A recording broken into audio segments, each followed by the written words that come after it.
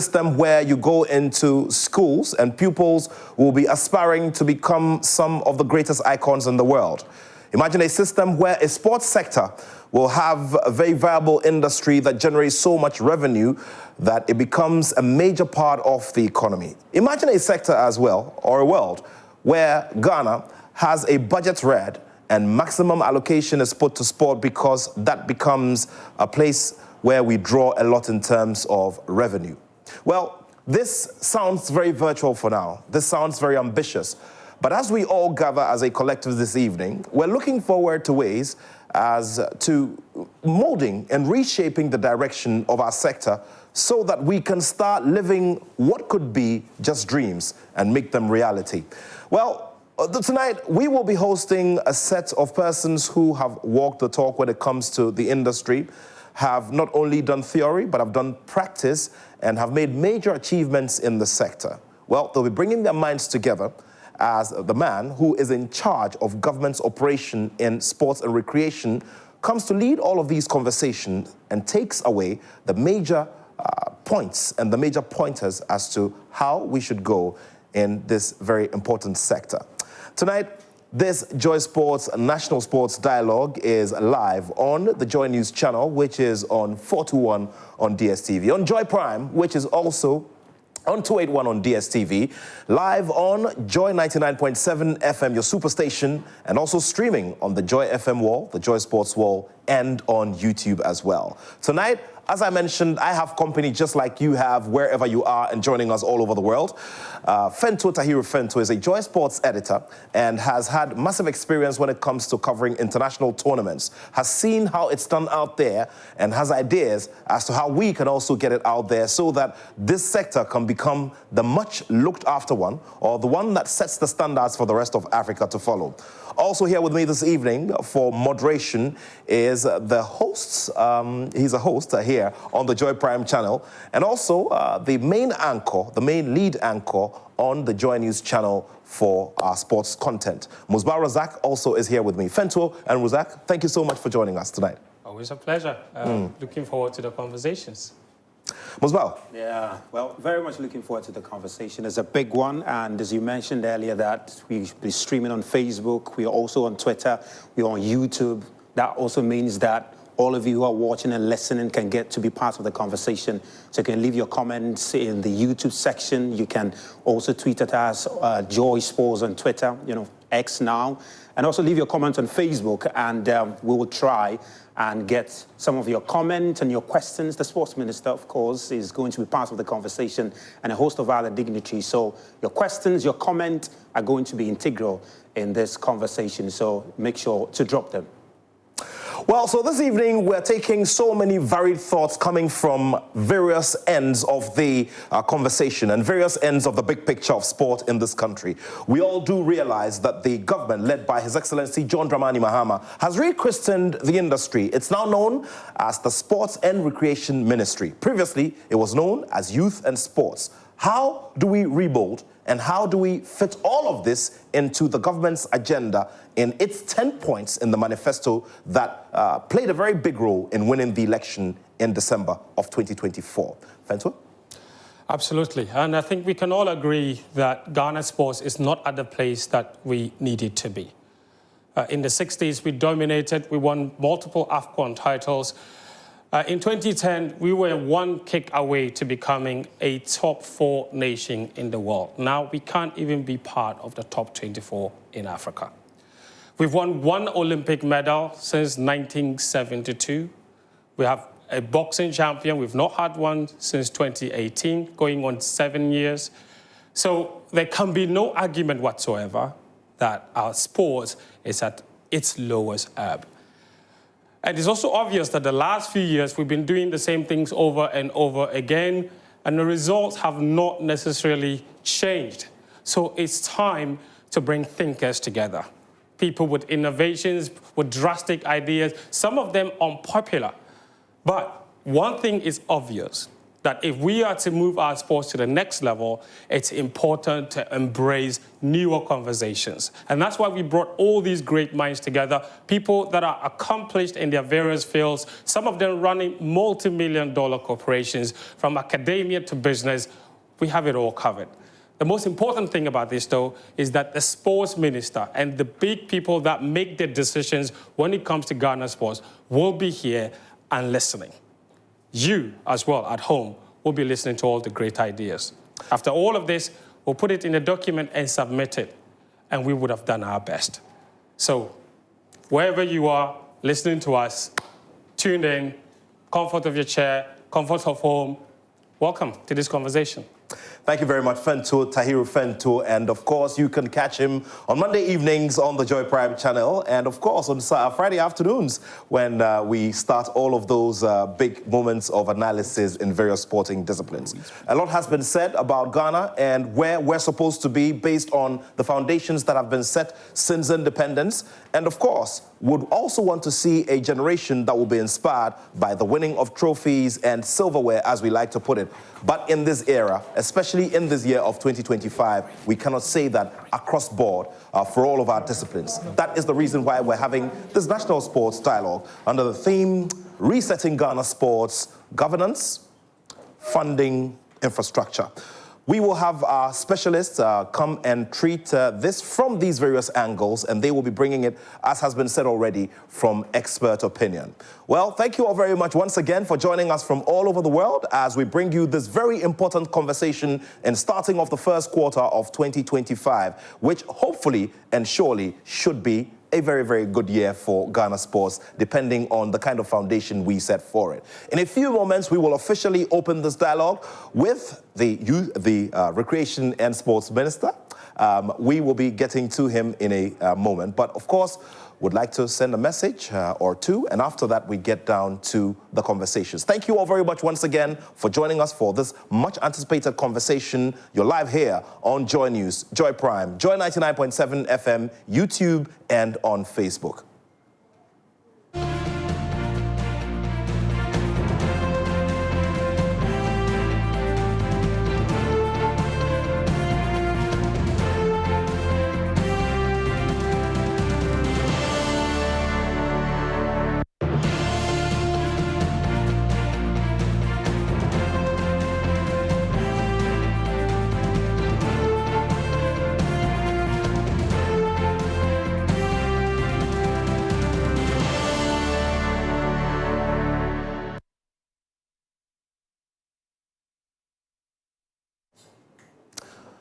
Some months ago, there was a lot of speculation as to who will lead this sector, especially considering that the flagship sport on this country, whether we like it or not, which is football, is not at the best in terms of its story of history. Well, conversations went to the left, to the right, to the top and to the bottom, and eventually it settled on the Member of Parliament for the Buem constituency, who eventually went through vetting and was approved by Parliament, where he served for some years now, and now is in the very big saddle. The very instructive words which have run in the ears of many across the country and those with Ghanaian sports interest at heart are those words of His Excellency the President, who said that he did not envy the new Minister for Sports and Recreation because of the daunting task ahead. Well, he's calm, he's collected, but one thing we can vouch for is the fact that he has been a listening minister so far. You can say that he probably has been one who's operated within the media space and knows how things go around here.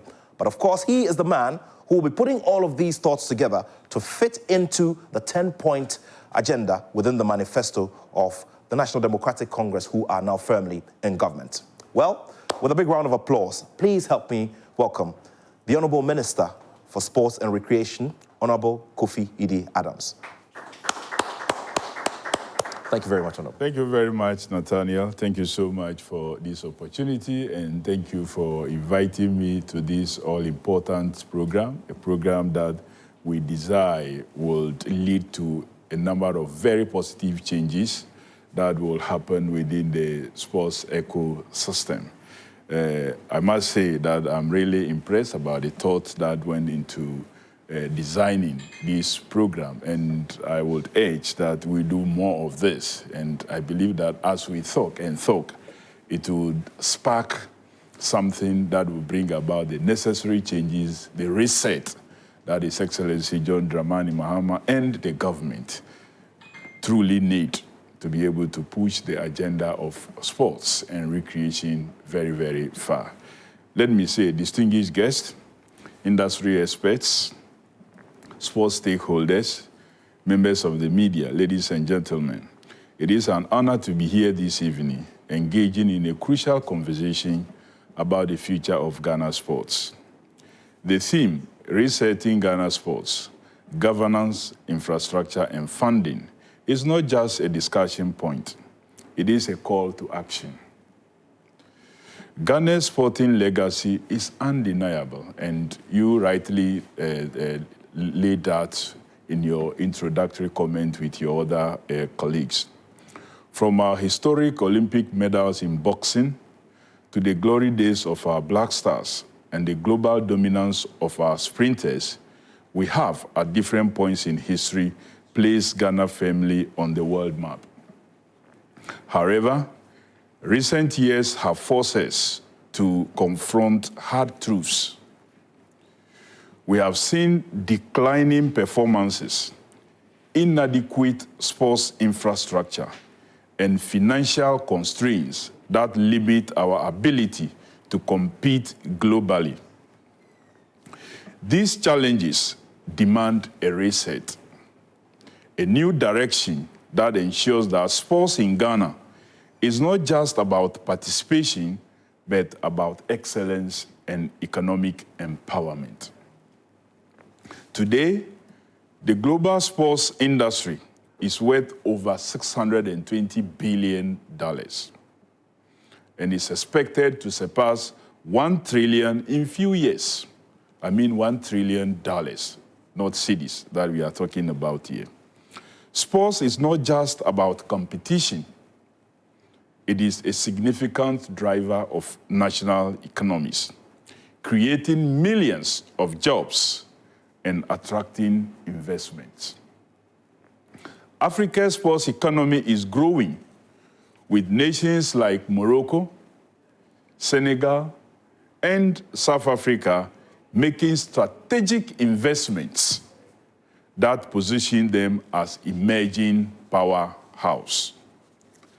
Morocco is investing $500 million in sports infrastructure ahead of the 2030 FIFA World Cup.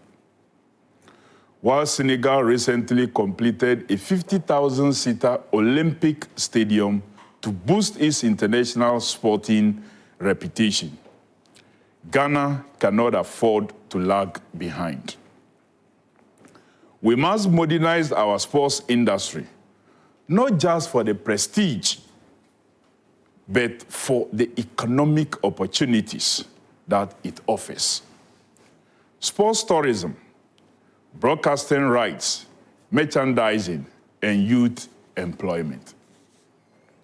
Ladies and gentlemen, our recent sporting performances highlight the urgency of this reset.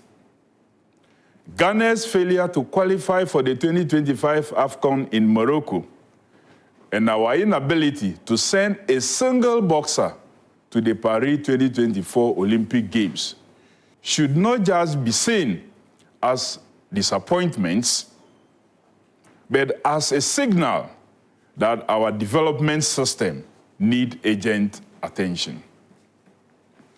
In boxing, a sport that brought us our first Olympic medal in 1960, we are now struggling to qualify for major tournaments. In football, we have not lifted the AFCON trophy since 1982. A 43-year drought that does not reflect our football potential.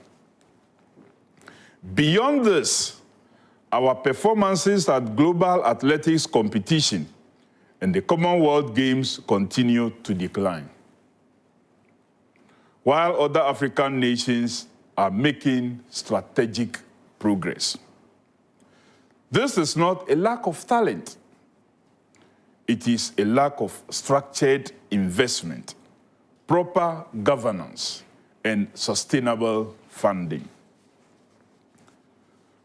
For too long, sports governance in Ghana has been plagued by bureaucratic inefficiencies, funding uncertainties, and overlapping responsibilities. The Sports Act of 2016, Act 934, was designed to provide structure, but there remain gaps in implementation.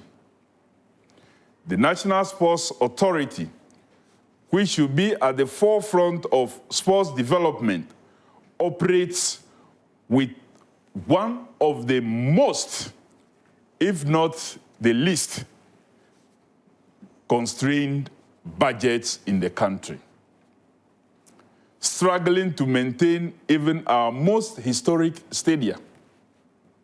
Accra Sports Stadium and Baba Yara Stadium, two of Ghana's most iconic venues, are in serious decline, with poor pitch conditions, outdated facilities, and limited resources for proper maintenance. The lack of a clear national sports policy means that every administration starts afresh rather than building upon a long-term vision.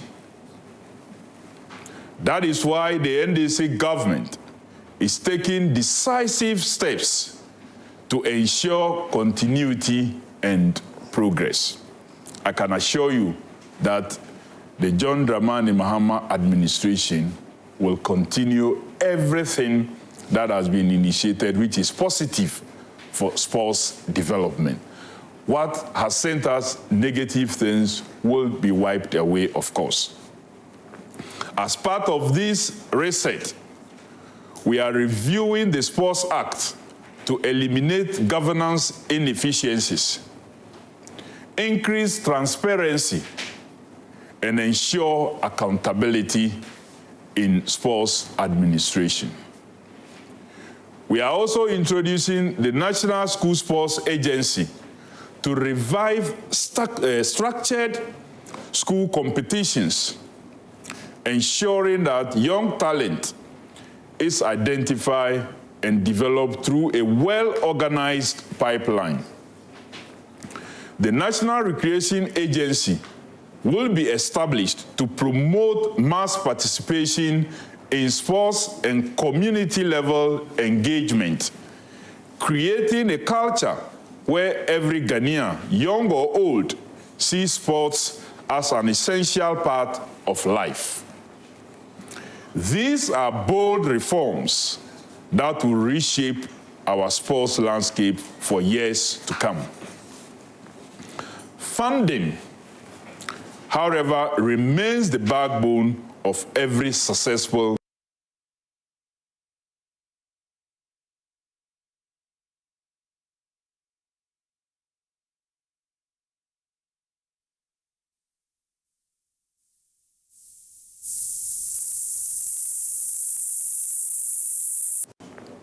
Unlike other nations that have diversified their funding streams, we remain overly dependent on government allocations.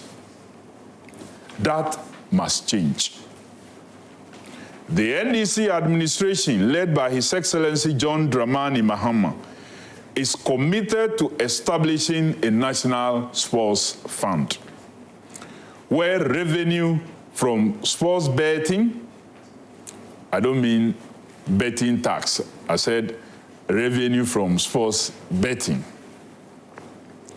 The National Lottery, corporate sponsorship, and tourism levies will be channeled directly into sports development. In addition, we are working to expand broadcasting rights for local leagues, encouraging partnership with digital platforms to monetize Ghanaian sports content. In the global sports economy, sports media rights generate over $56 billion annually, a market Ghana can no longer afford to overlook. Our local leagues must become commercially viable, attracting sponsorships, high-quality broadcast, and packed stadiums. The modernization of sports infrastructure is equally paramount.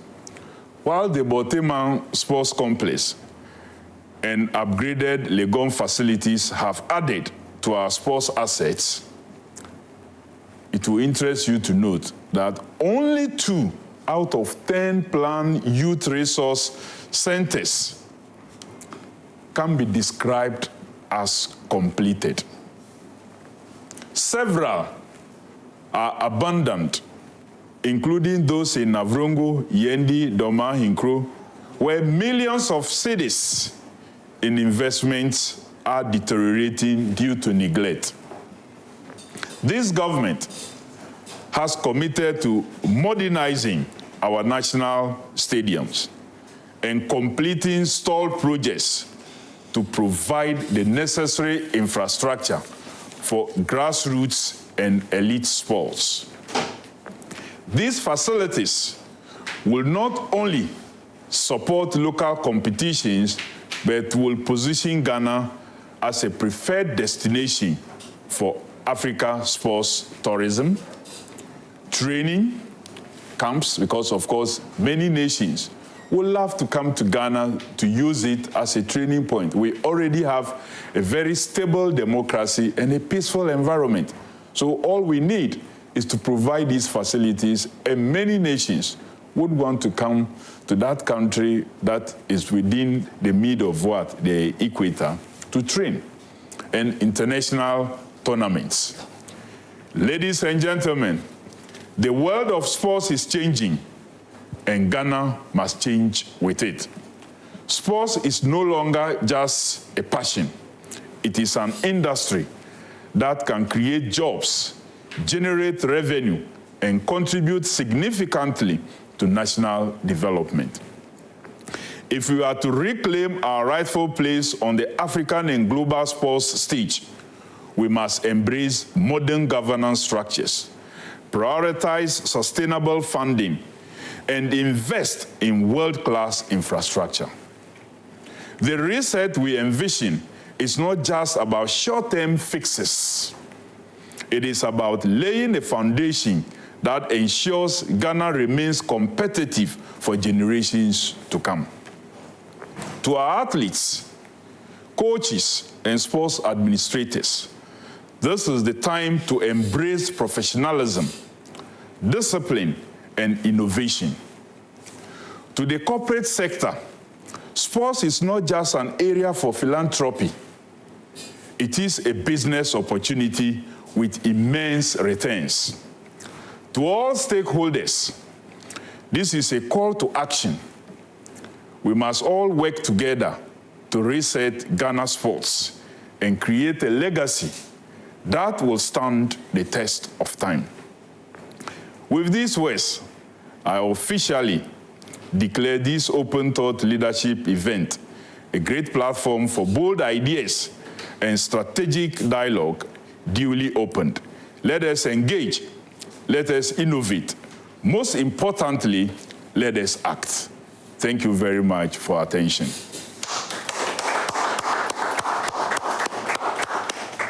We are truly grateful to the Honorable Minister for Sports and Recreation, Honorable Kofi Idi Adams, and he has charged us to innovate and to create, and also to make sure that we participate in a very big way. Key, takeouts from that opening address being the rating of the industry, the commercial rating of the global industry, which will be hitting $1 trillion US in a couple of years. And the big question we're asking ourselves is, how much participation does Ghana have in there of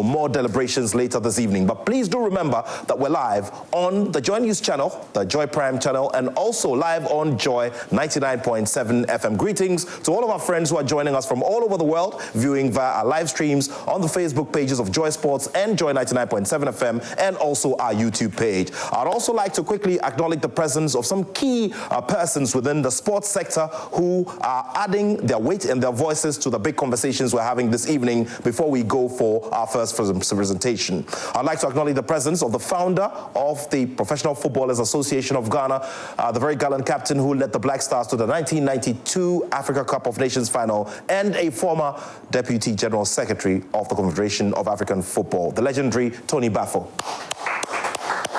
We're also joined here this evening by the president of Ghana Tennis, who's also playing a very key role within the space of the Ghana Olympic Committee. I would like to acknowledge the presence of Mr. Isaac Abuajidria.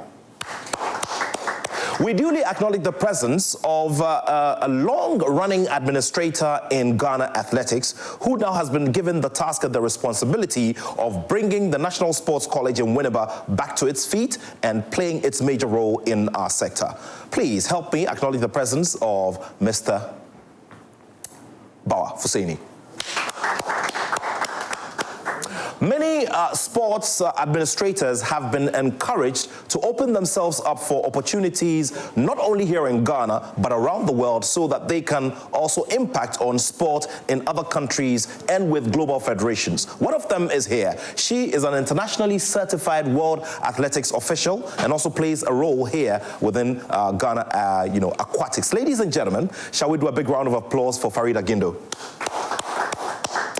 Also here this evening, representing the developmental arm of Ghana Boxing, is the spokesperson and communications director of the Ghana Amateur Boxing Federation, and he is representing the whole fraternity here this evening. Shall we put our hands together for Mr. Efson?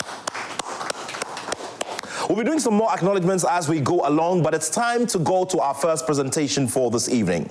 He served many years with Manchester United as a seasoned scout.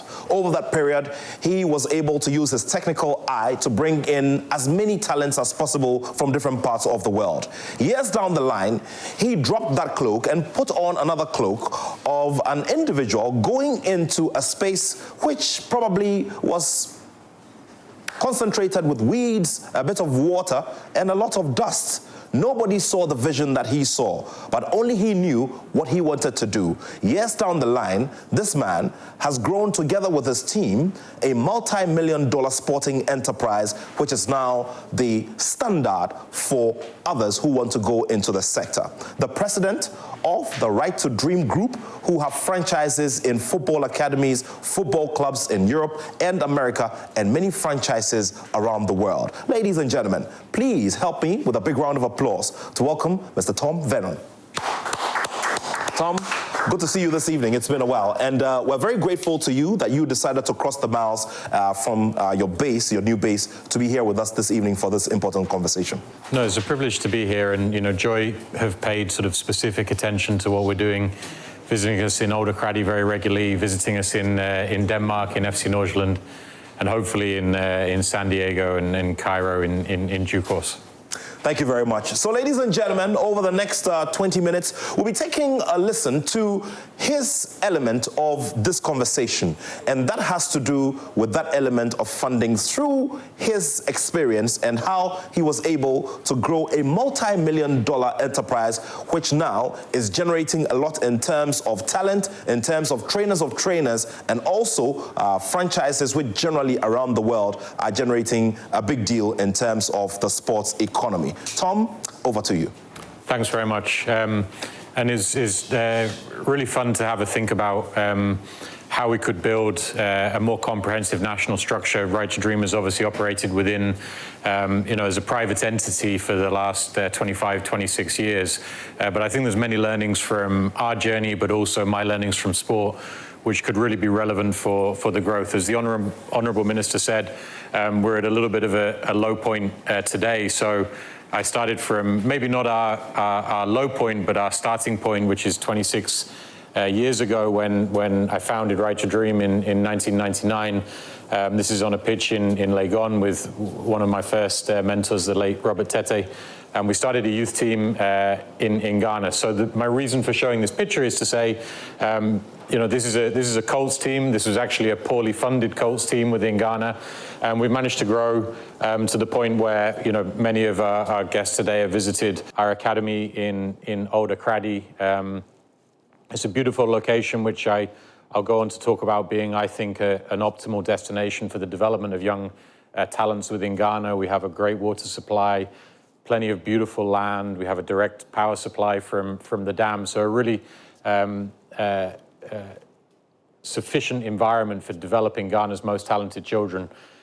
We went from there in 2014, 2015, as people know, to be the first African Colts football team to purchase a professional football club in Europe. When we purchased FC Nordsjælland in Denmark, we had a clear idea that the stepping stone from playing football in Ghana to Europe was becoming more and more problematic for young Ghanaians. So we wanted to create an environment where we could control that first stepping stone into Europe. We built a team there. One of our first coaches there was Otto Addo. Today, Michael Essien is a coach in FC Nordsjælland as well. Derek Boating and Lai Kingston have also been there. So, but this was really, I think, transformative. A lot of young African talent loses its way in the transition period. Once that transition has been made and they understand the new context, then typically, as we see with some of our graduates, they fly and they can perform, but that transition period in any sport is really essential. And we've managed to position FC Nordsjælland as that transition for Ghanaian players, but also many of our Danish players who are now global stars have developed a lot by the influence of Ghana. You can see a young player like Mikkel Damsgaard starring for Brentford in the Premier League regularly now. He's trained regularly in Ghana at the academy in Old Akradi. So I think our vision can expand beyond developing elite Ghanaian athletes, but also this being a place where elite athletes from around the world can come and learn and develop. From there, when we brought in investment from the Mansour family in Egypt, we built our second Right to Dream in Egypt, in Badia. It's a beautiful facility and a benchmark within, I think, the North African, Middle Eastern, and certainly African context. And then most recently, about 2 years ago, we acquired the 30th franchise in Major League Soccer. And here's a time-lapse video of the third Right to Dream Academy in the ecosystem, which has been built in the mountains just above San Diego. It's really a beautiful facility, and now we have a team playing in Major League Soccer in the US. And you can see here from the first match, the 30th team, San Diego FC, playing with Right to Dream players on the pitch and Right to Dream coaches involved in the system. So my point being, before I outline sort of some of my ideas for how Ghana could move forwards, is that starting from an under-12s team with no funding 25 years ago, Right to Dream has grown to the point where it has a valuation in excess of $500 million and significant revenues. So it just shows, and everything that we've done has been driven on the talent of Ghana's youth. There's nothing that I can do without the performance of Ghana's talented youth. That's what's created this success, and we've built frameworks and structures around that. So all of this success is driven solely from that reason. So, a little bit of a recap. It was already said quite nicely. We've had over 100 professional players come through just the academy in Ghana. Since we've been in Denmark, we've produced another 70, 80 professional footballers through the Danish academy. We've had over 50 internationals for Ghana, and the market value in Europe of our players has reached 180 million. So as the minister talked about some of the values and the size of the market, a little bit of that demonstrated by Right to Dream. In Ghana, 30% of the entire market value of Ghanaian players is represented by Right to Dream players. In Denmark, it's actually the same, where 30% of the entire Danish market is represented by players who've come through our academies. And then very importantly, the core premise at Right to Dream is that We create a world-class pathway for every child. So we've had over 80 student athletes go and study on full scholarships at American universities. It would certainly be my vision that a future minister and a future head of the PFA would be Right to Dream graduates, because they've been to the best universities in the world. They started with a passion in soccer and then have gone on to get world-class educations. And the value of that, again, is over $50 million in scholarships that have been accessed. So when Joy asked me to put together this kind of theoretical vision, this isn't you know, my personal ambition or personal plan. It's a theoretical vision from the things that I've learned. I've casted this vision of a national integrated talent identification, development, and entertainment strategy. Those are our core three pillars. How do we identify, how do we develop, and then how do we build an entertainment product around that? It's my firm belief that knowing the talent in Ghana's youth as well as I do, that Ghana has the potential to move from a natural resource-based economy to a talent-based economy. I think it is the most compelling investment case that Ghana has to offer, and the returns are actually exponential. You know, sometimes when the minister mentions these billions and trillions, in fact, is quite hard in some sectors of Ghana's economy to imagine where you get there, but within the talent of Ghana's youth, I believe is very easy to imagine how, if Right to Dream with its limited resources can start stepping into those quantums of money, that as a national strategy is very easy within a short period of time to achieve those types of returns. So what do I see? I think that the starting point is to develop a national talent identification strategy, but also a global talent identification strategy. You know, we lose a lot of our sons and daughters of Ghana to other countries' national teams. So we need to start with the identification of our youth. But beyond that, I believe that we can be much more proactive in recruiting the most talented Ghanaians in the diaspora. Secondly is to establish a public-private partnership talent development free zone, or as in America, you might call it an opportunity zone. These are tax incentivized regions of the country. We know this very well in the agri sector with our free zones within Ghana, but I think there's the potential for a talent free zone or a talent opportunity zone that can actually make investment into Ghana talent much more compelling from a tax incentives perspective. And then thirdly, to establish a public-private partnership for a national sports and entertainment hub. The minister mentioned some of the most exciting countries, but another that has really excelled in entertainment in sports in Africa in the last few years is Rwanda, where we've seen so many of the best sports events on the continent going to a country which has no reputation until very recently within sports. So I think a hub for sports entertainment is also very possible. So if we talk about talent ID and development, how would I approach that? Through the formation of the Talent Identification and Development Corporation that would remain firmly in control of the government of Ghana, you would define the national framework, as the minister mentioned, through which all talent identification and development partnerships would be operated. And this, I think, is a crucial point, because when people talk about attracting investment into Ghana sports, if we take football specifically, we haven't struggled to attract investment, we've struggled to retain it. Ajax, Feyenoord and Red Bull combined probably invested 100 million euros into their academies in Ghana, and they've all left. And one of the reasons that they've left is because there was no coherent national framework for them to plug into. So they came and did their own thing with very little advice, with very little guidance and support, and as a result, we've lost them, and they could have been significant contributors to the national agenda.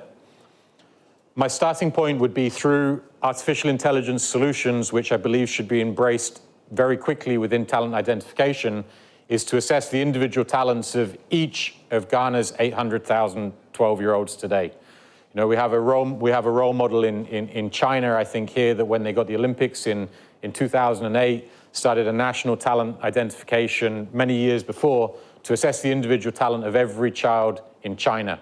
And I think it's quite feasible for us to do the same.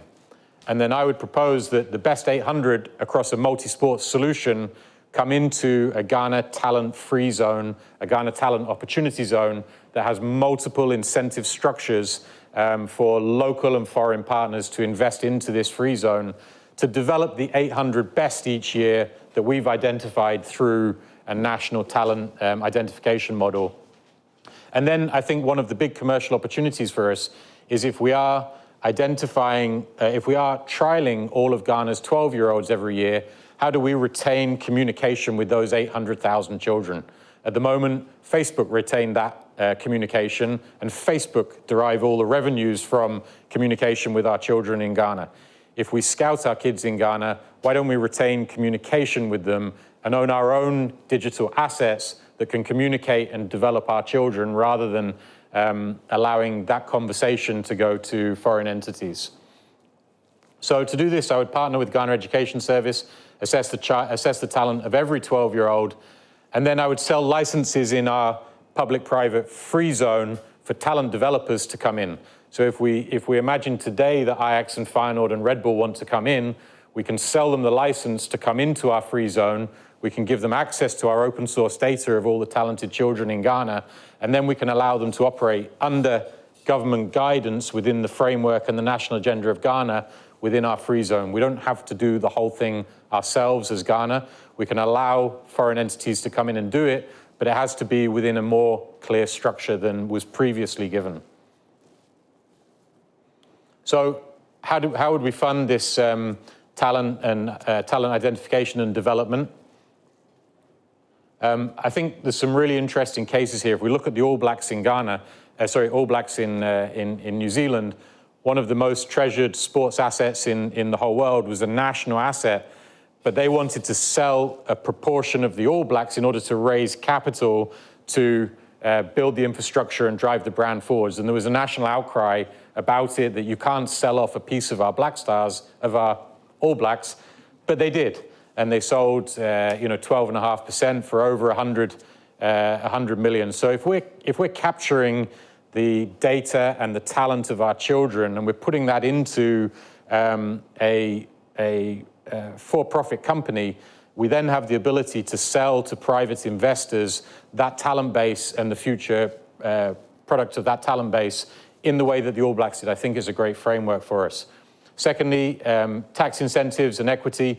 In my personal opinion, the return on investment for corporate sponsors in Ghana into sports is currently quite low at the moment, but there are ways that we can do that. First of all, we can incentivize that investment with much more favorable tax conditions. If we look in Botswana, which is ahead of Ghana today in sprinting, which is almost unbelievable, the incentives for the mining sector to invest into sprinting are very strong.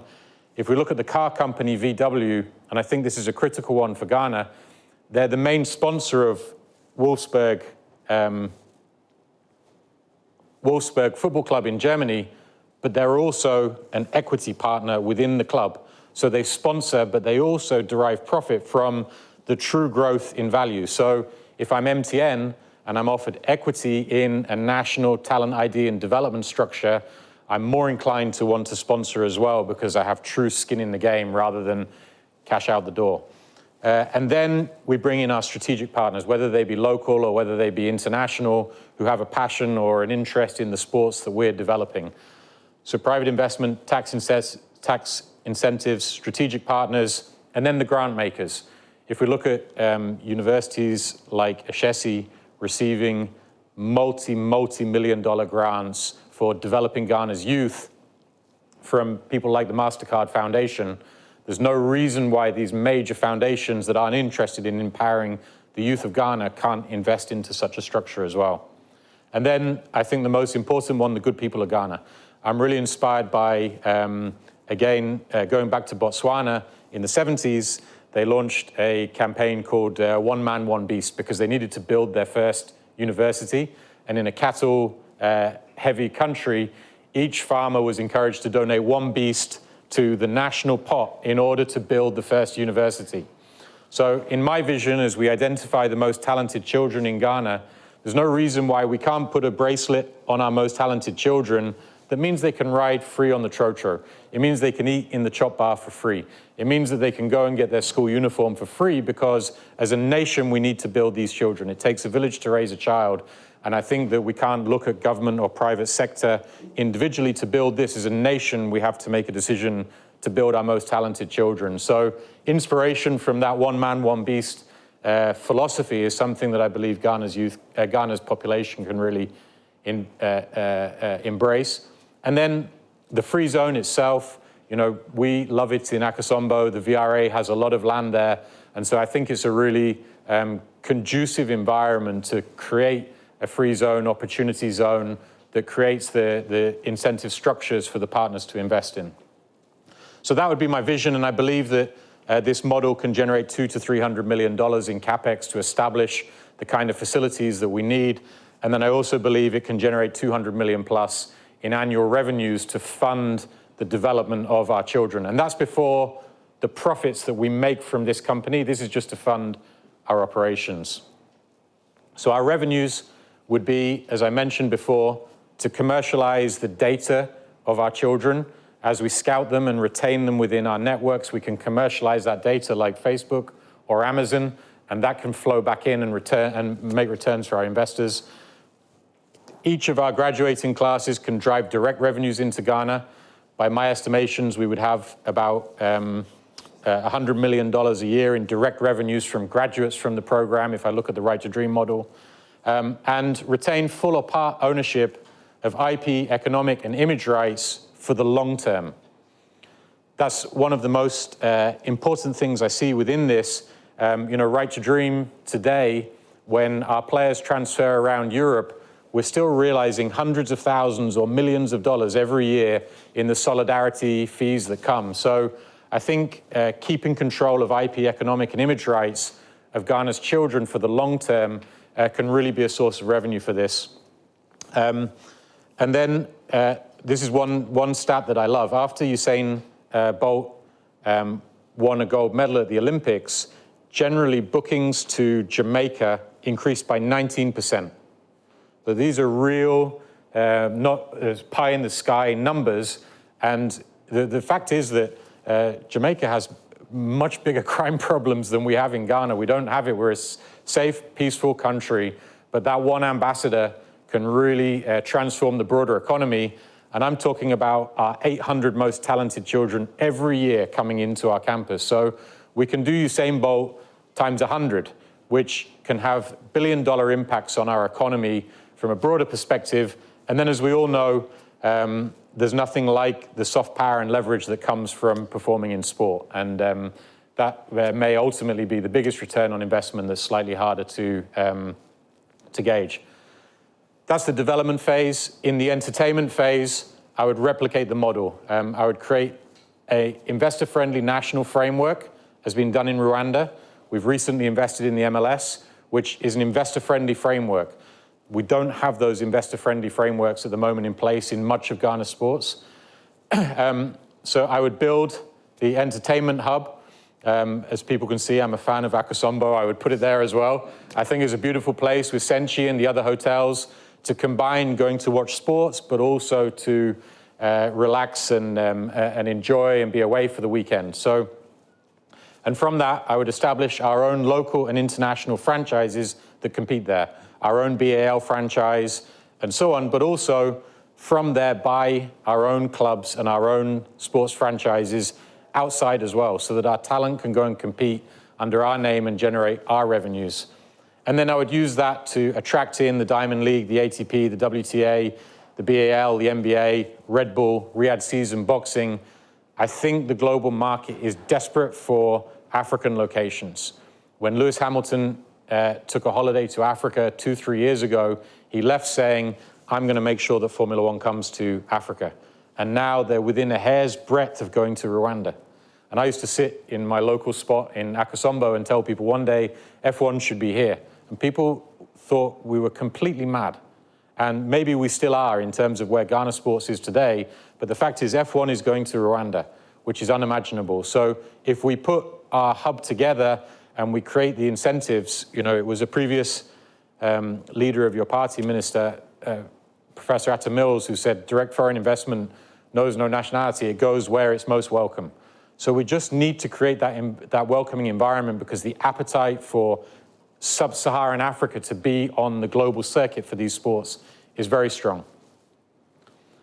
And then my framework is very similar again for the entertainment hub, which is the free zone, the redevelopment partners, because this comes with property development plays in a different way to an academy.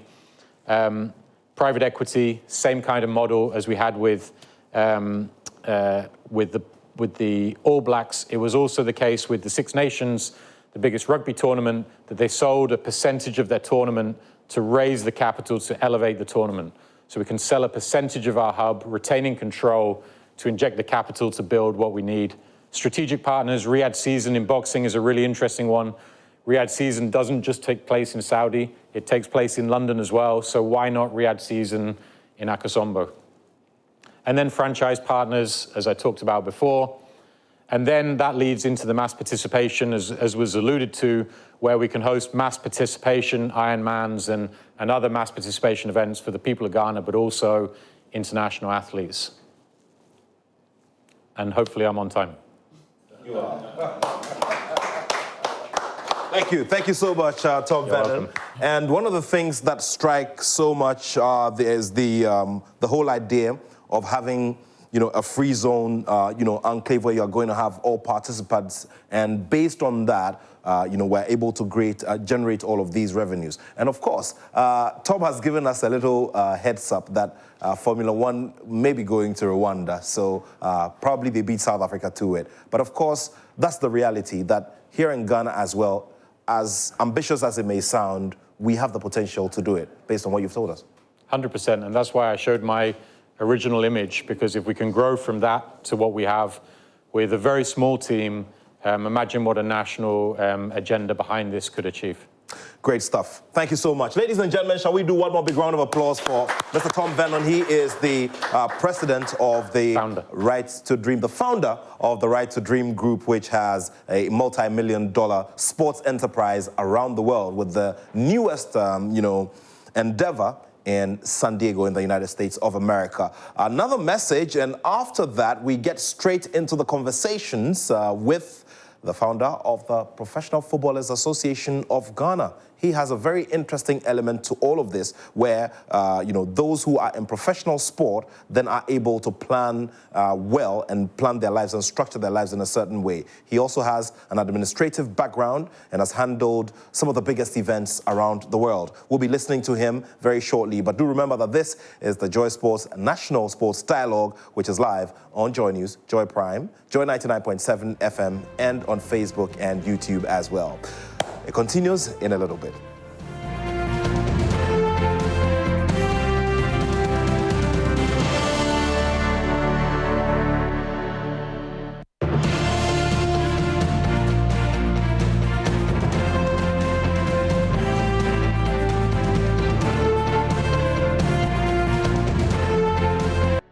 Thank you very much for staying with us on this National Sports Dialogue here on Joy News, Joy Prime, Joy 99.7 FM, and on YouTube and Facebook as well. My name is Nathaniel Atto, and together with my co-host, we're bringing you this very important conversation, which has to be a new chapter, or sparks a new chapter in our sports development in our country.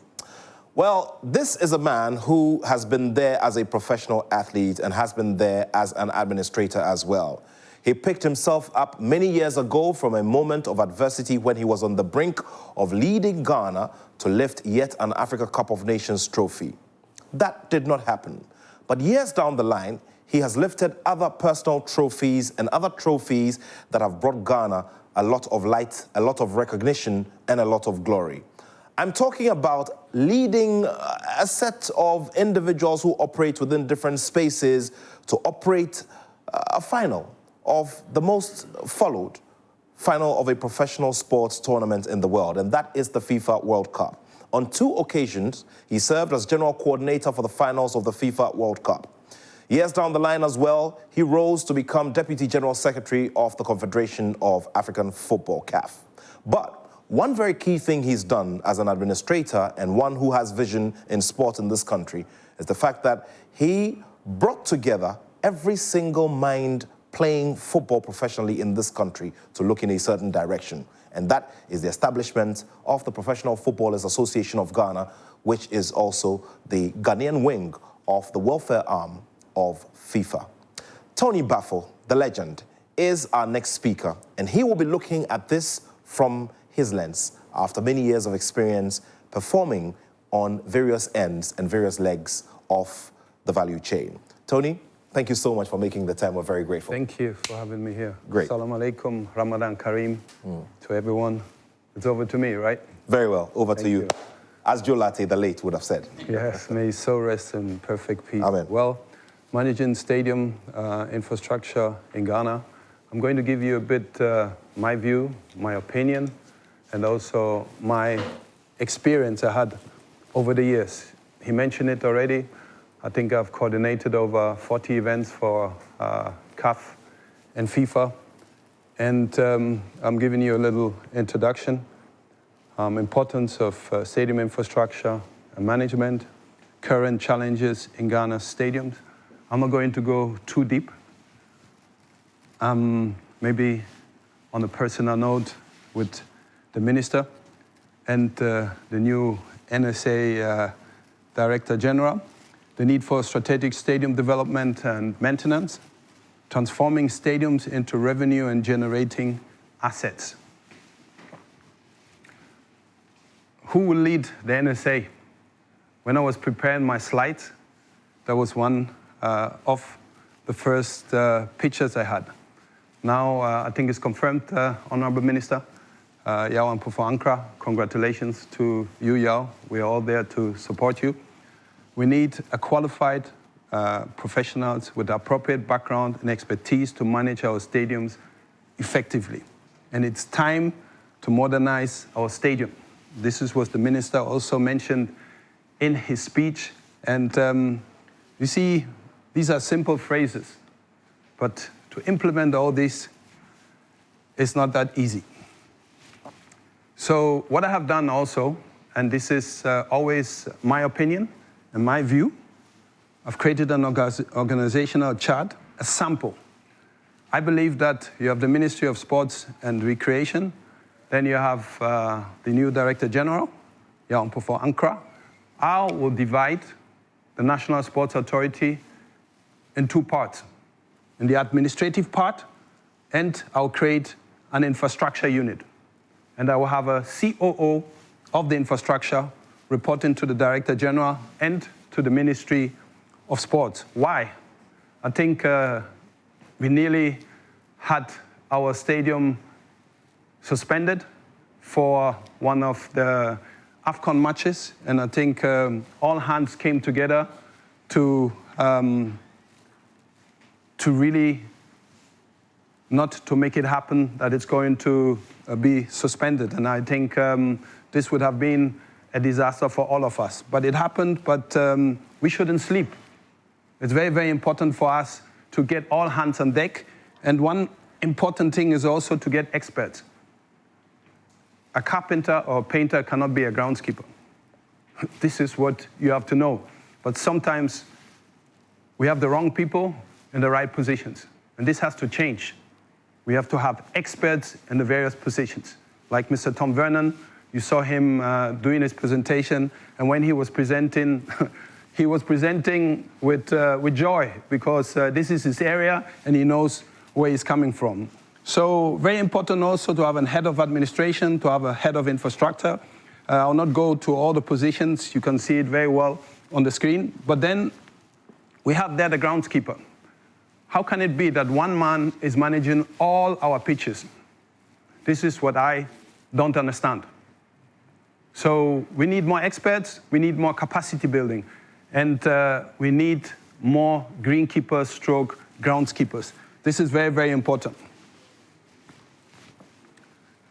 When you come in to the stadiums, have you ever seen a stadium map? I haven't seen any stadium map. And this is something which is very important. Orientation. Where is the northern sector? Where is the western sector? Where is the south? where are the gates? When a guest, a fan comes into the stadium, he should have a proper orientation where he goes to. This is very, very important. So this is one of my recommendations. Every stadium should have their own stadium maps. This is Ghana stadium infrastructure. I didn't put all the venues over there. So the key stadiums we know. This is the Tamale Stadium, and you know Tamale and Sekondi are twins, same structure. Chief Rex Dankwa is here. I was part of his team doing CAN 208, so I know the stadiums inside out. And then we have the Kumasi Sports Stadium. We have the newly built TNT Stadium in Takwa. I think this is a very good model of compact football stadium. The only problem we have a bit there is space. This is what is important. We played a Legends match there, and we inaugurated the stadium. Really is a masterclass. Then we have the Cape Coast Stadium. We have the Accra Sports Stadium. We have the University Stadium. And we also have other facilities in terms of venues. We have the Viniba Sports Complex. We have the Kaneshi Sports Complex. We have Pram Pram, which has improved a lot. But I can't talk about the state of Winnipeg Sports Complex, but Kaneshi is nothing to write home about. And, but I believe this can help us also to generate revenue. We can have not only our teams being there, being accommodated there, but we can also have foreign teams. If you have a 3- or 4-star hotel, then you can also generate good revenues.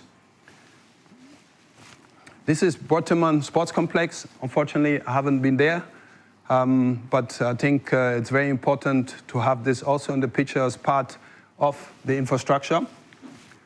This is a modern, branded mini stadium. Why is it modern? You have LED boards. You have fantastic screens. You have great branding, and it looks very, very neat.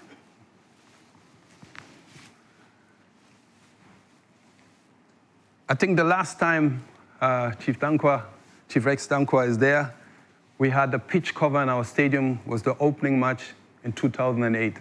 So for me, sorry, I don't understand this. We do so many activities on the respective pitches without covering them. A stadium is also there to generate revenue. Okay, if you have different events, cover the pitch. And if you elevate maybe the stage on the pitch a little bit for the grass to get air, you can have even boxing in the middle of the pitch. But these are the tools we need. These are the items we need to have in our stadium. Enhancing Ghana stadium facilities. I spoke already about the respective stadiums, but for me, this is very clear. Each stadium should have a well-functioning gym. We have an office inside Accra Sports Stadium. They used to have a gym over there. People come every day to walk, but you see, it's not even paved. If you create something like a track around 100 meters, 200 meters, 300 meters, the ministry is around. People come, they can walk, and they can also walk into a gym. And I believe that that will also create revenues. Hospitality area. We don't take hospitality serious. I think everybody who's sitting here has traveled outside. And when they come back from the World Cup, from the AFCON, just go beside the last African Cup of Nations. Proper hospitality is so important. So we should have a specialist also for the hospitality area. And then a sports stroke, a football museum, a Hall of Fame. You can do it on regional basis if you go to Cape Coast or Kumasi, but the big stadiums like, again, Kumasi and Accra, they should have everything in there. Because don't forget, Accra used to have a track. And people like Ignatius Gezia, Aziz Zakari, and so on, they were really impressing us in the stadium. So adequate, strong signage for all venues. Clearly marked gates and entry points. And most of all, which is very important, a VOC. We call it VOC, a Venue Operations Center. But I'll show you how a VOC looks like. I've given you 4 different samples of a VOC, of a Venue Operations Center, which is a must. You see, this is how you can discover what is happening inside and even outside the stadium. There was an incident in Swatramen, and if you had a proper Venue Operations Center, you could have even seen what happened outside.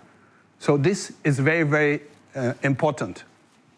And it is not rocket science. Operation, staffing, and enhancement. What it entails and who should be in there.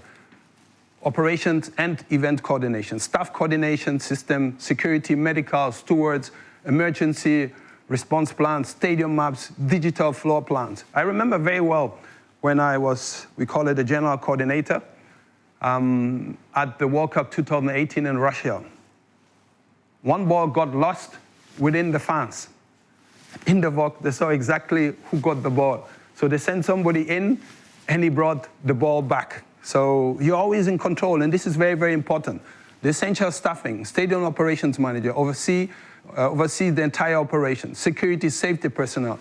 Security today is so important and is key. If I talk about security, our stadiums, everybody can enter. Just anyhow, everybody can enter. You don't know who the person is, anybody can enter. And these are things we really need to change if we really want to head a step forward. So I will go down to the recommended enhancements. Tom Vernon spoke about AI. I also speak about AI-based crowd analysis for security monitoring, mobile app for fan engagement and alerts, digital signage, and LED boards for announcement. We are still using these old pitch panels. I've seen them piled up in the stadium, so every time you have to add more, every time you have to change the boards. When you have LED boards, you just click and you change. This is technology of today. But I think also event coordination, logistic, and crowd control is very important. Every match today is an event. There's no more single football match. And what is our responsibility?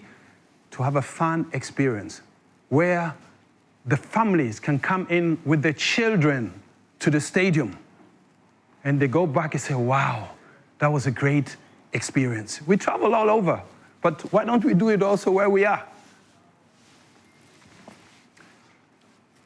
This is something also which is very important, stadium naming and a signage plan.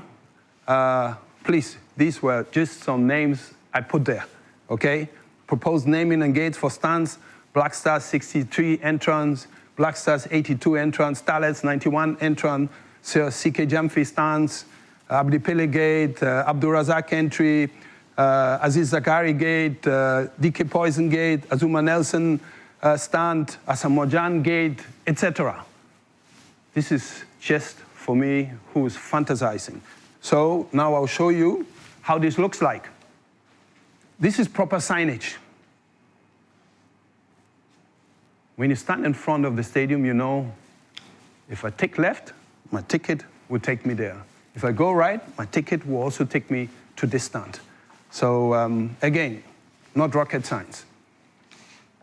But all these venues need to be managed. By who? By a stadium manager. But here in Ghana, we call it estate manager. I don't know if we are managing an apartment. I will not accept a title like that. So Yao, please change it. So the criteria for a qualified stadium manager, and I'm emphasizing on the word qualified. This is very, very important. If we want to really move ahead, we have to work with a lot of expertise and with qualified personnel. You see, when I work, they call me no-nonsense.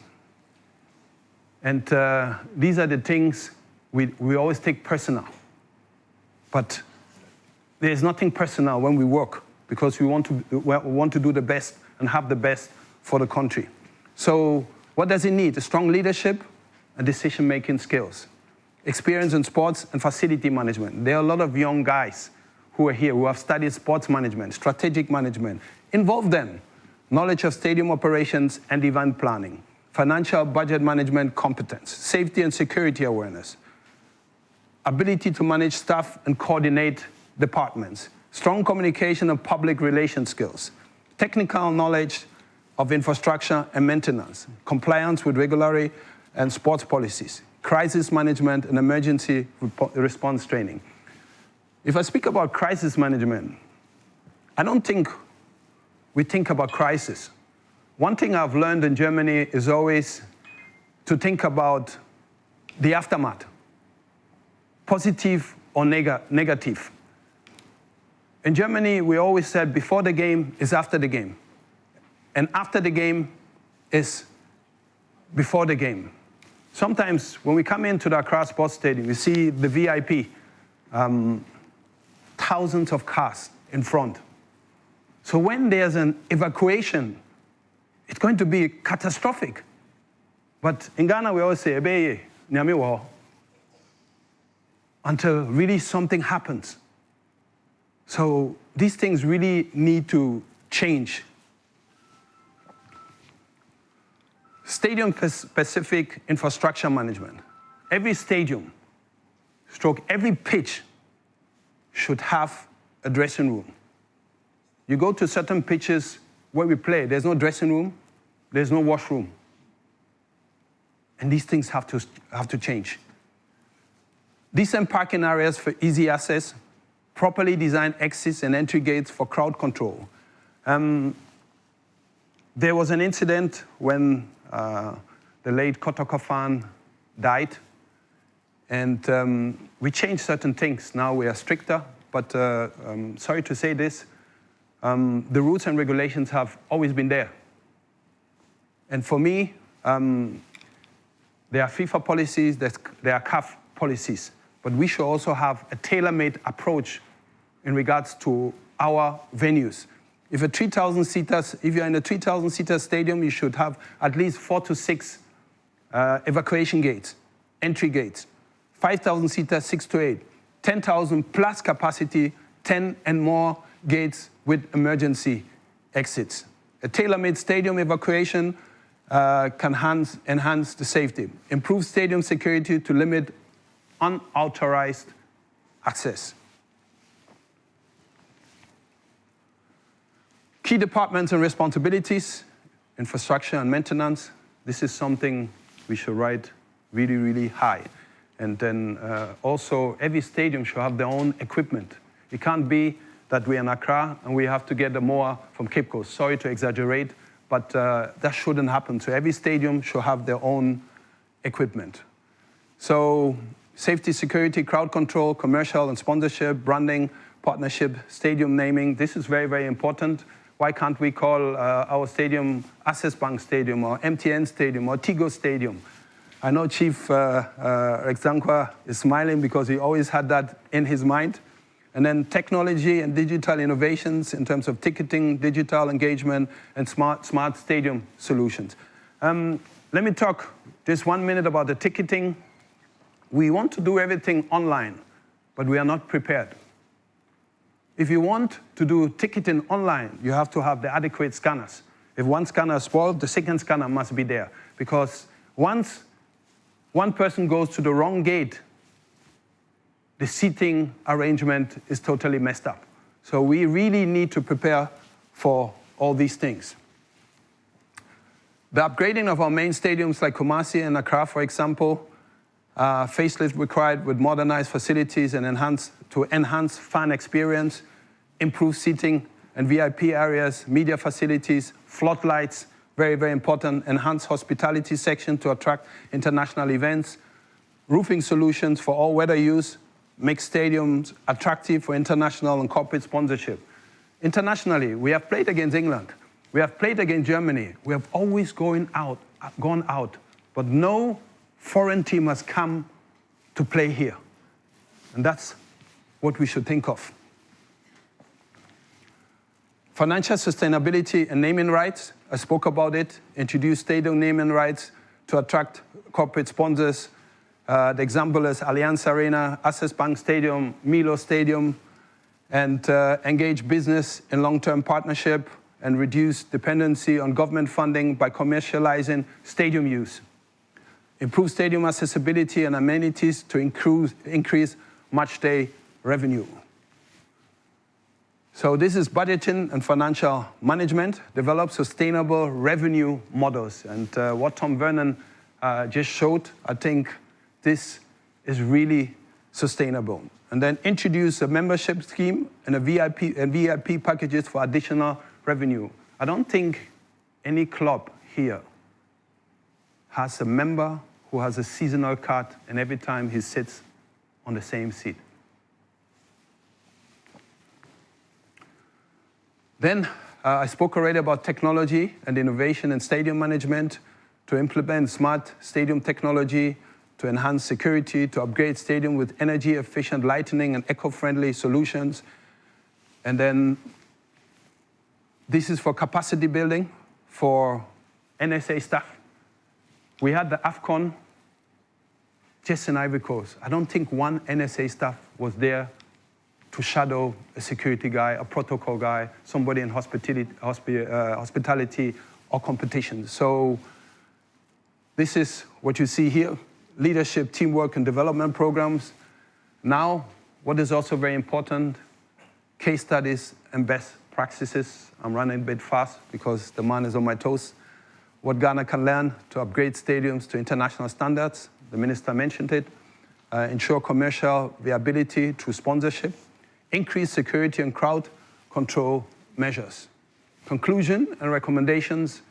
Urgent need to modernize the stadium infrastructure, commercialize stadiums through sponsorship and naming rights, implement strict safety and evacuation protocols, improve stadium security to prevent unauthorized access. This is the second time I mention it. And then regular maintenance, which is very, very important, to adopt a global best practice for stadium operations and adopt a yearly calendar for stadium activities. What do I mean with that? Before anybody, anyhow, pays money and plays inside the Accra Sports Stadium, I think we should have a global and general calendar for events, and we should know that if the national team is playing at least 3 months prior to it, nobody should play on the pitch. As simple as that.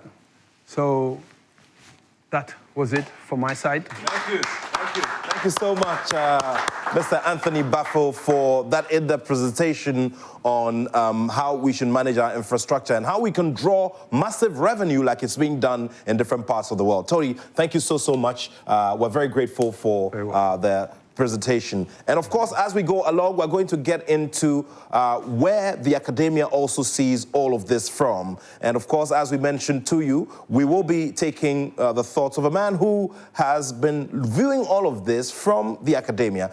Tony Baffo spoke about having technical persons who are adequately qualified for these jobs. And of course, the descriptions of these persons who manage the stadia should also change as we go along. A lot to ponder about. And of course, that threw me back as well to Brazil when I covered the FIFA World Cup for the group. And he served as general coordinator for the final of that tournament. The hospitality element was amazing, and venue management was amazing as well. So much to think about, so much to ponder about, and so much to talk about here at the Joy Sports National Sports Dialogue, live here on Joy News, Joy Prime, and Joy 99.7 FM, as well as Facebook and YouTube. Another message from all of our partners, and after that, we get straight to the conversations with Dr. Kusiapia.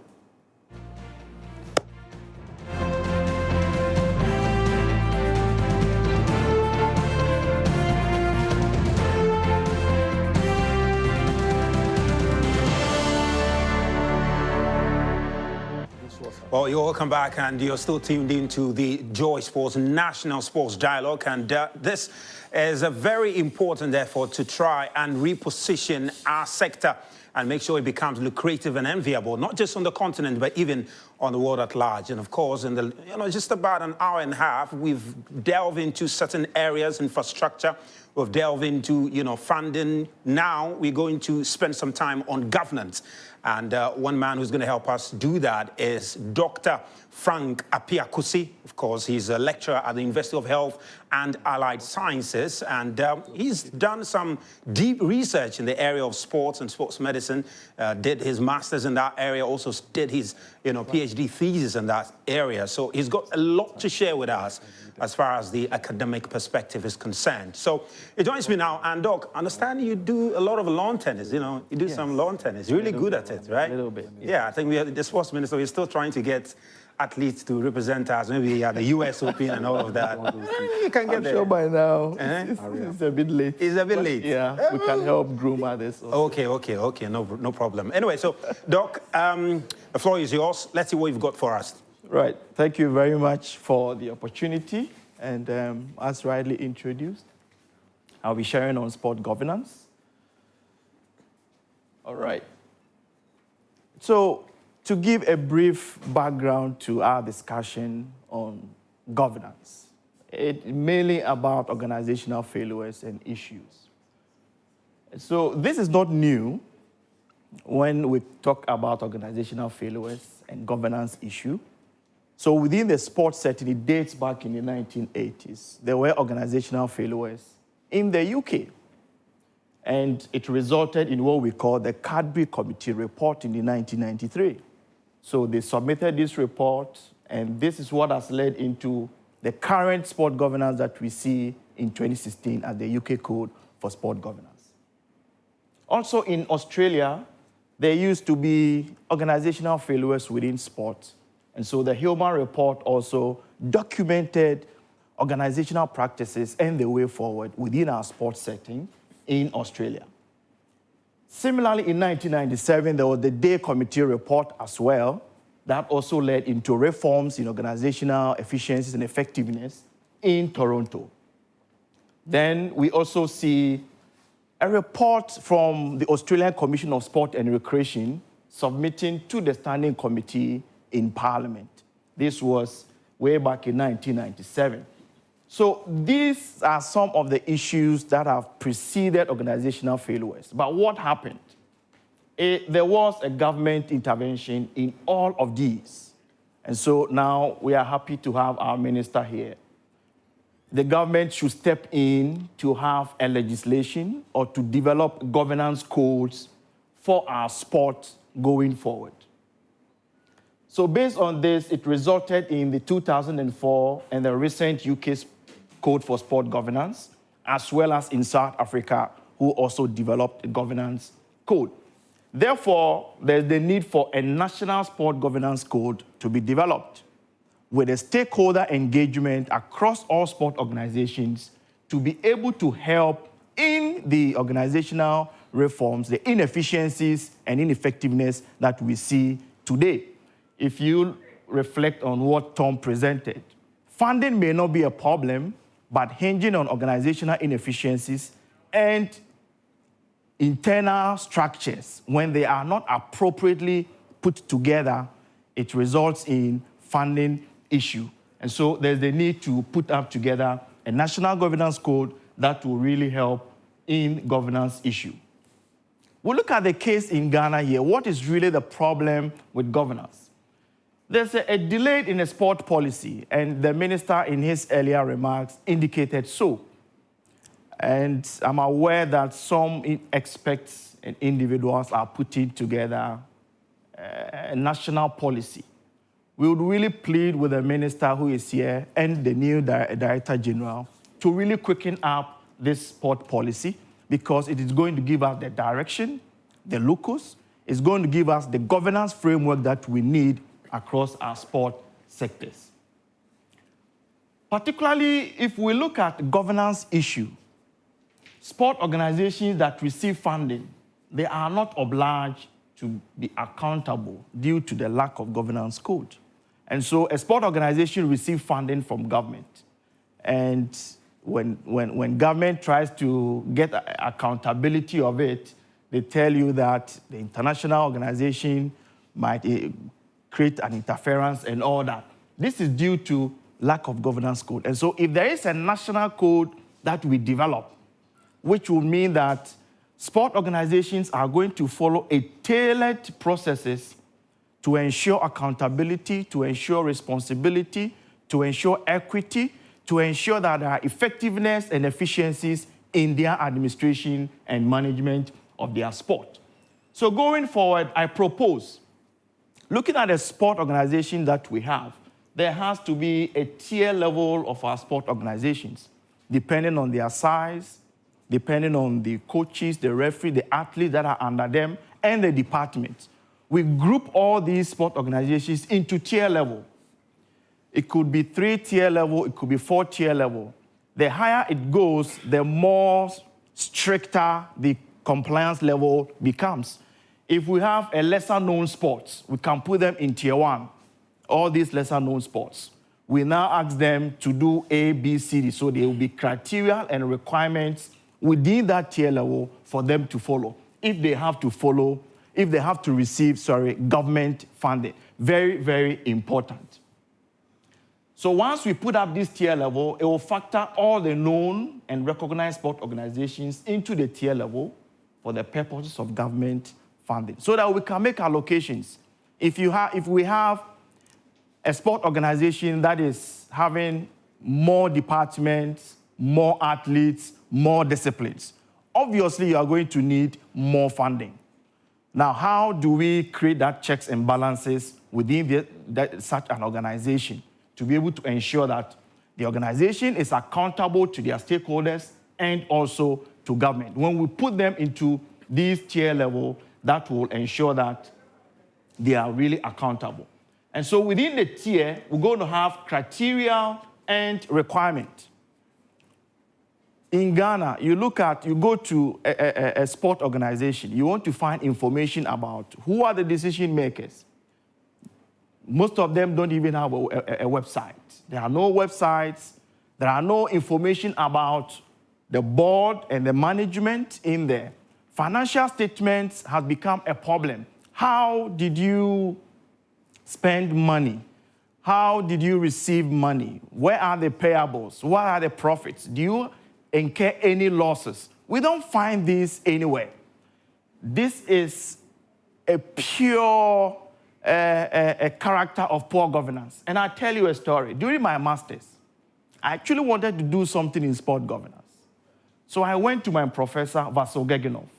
He is currently the president for European Association for Sport Management. I said, Prof, I want to do something in governance in my country.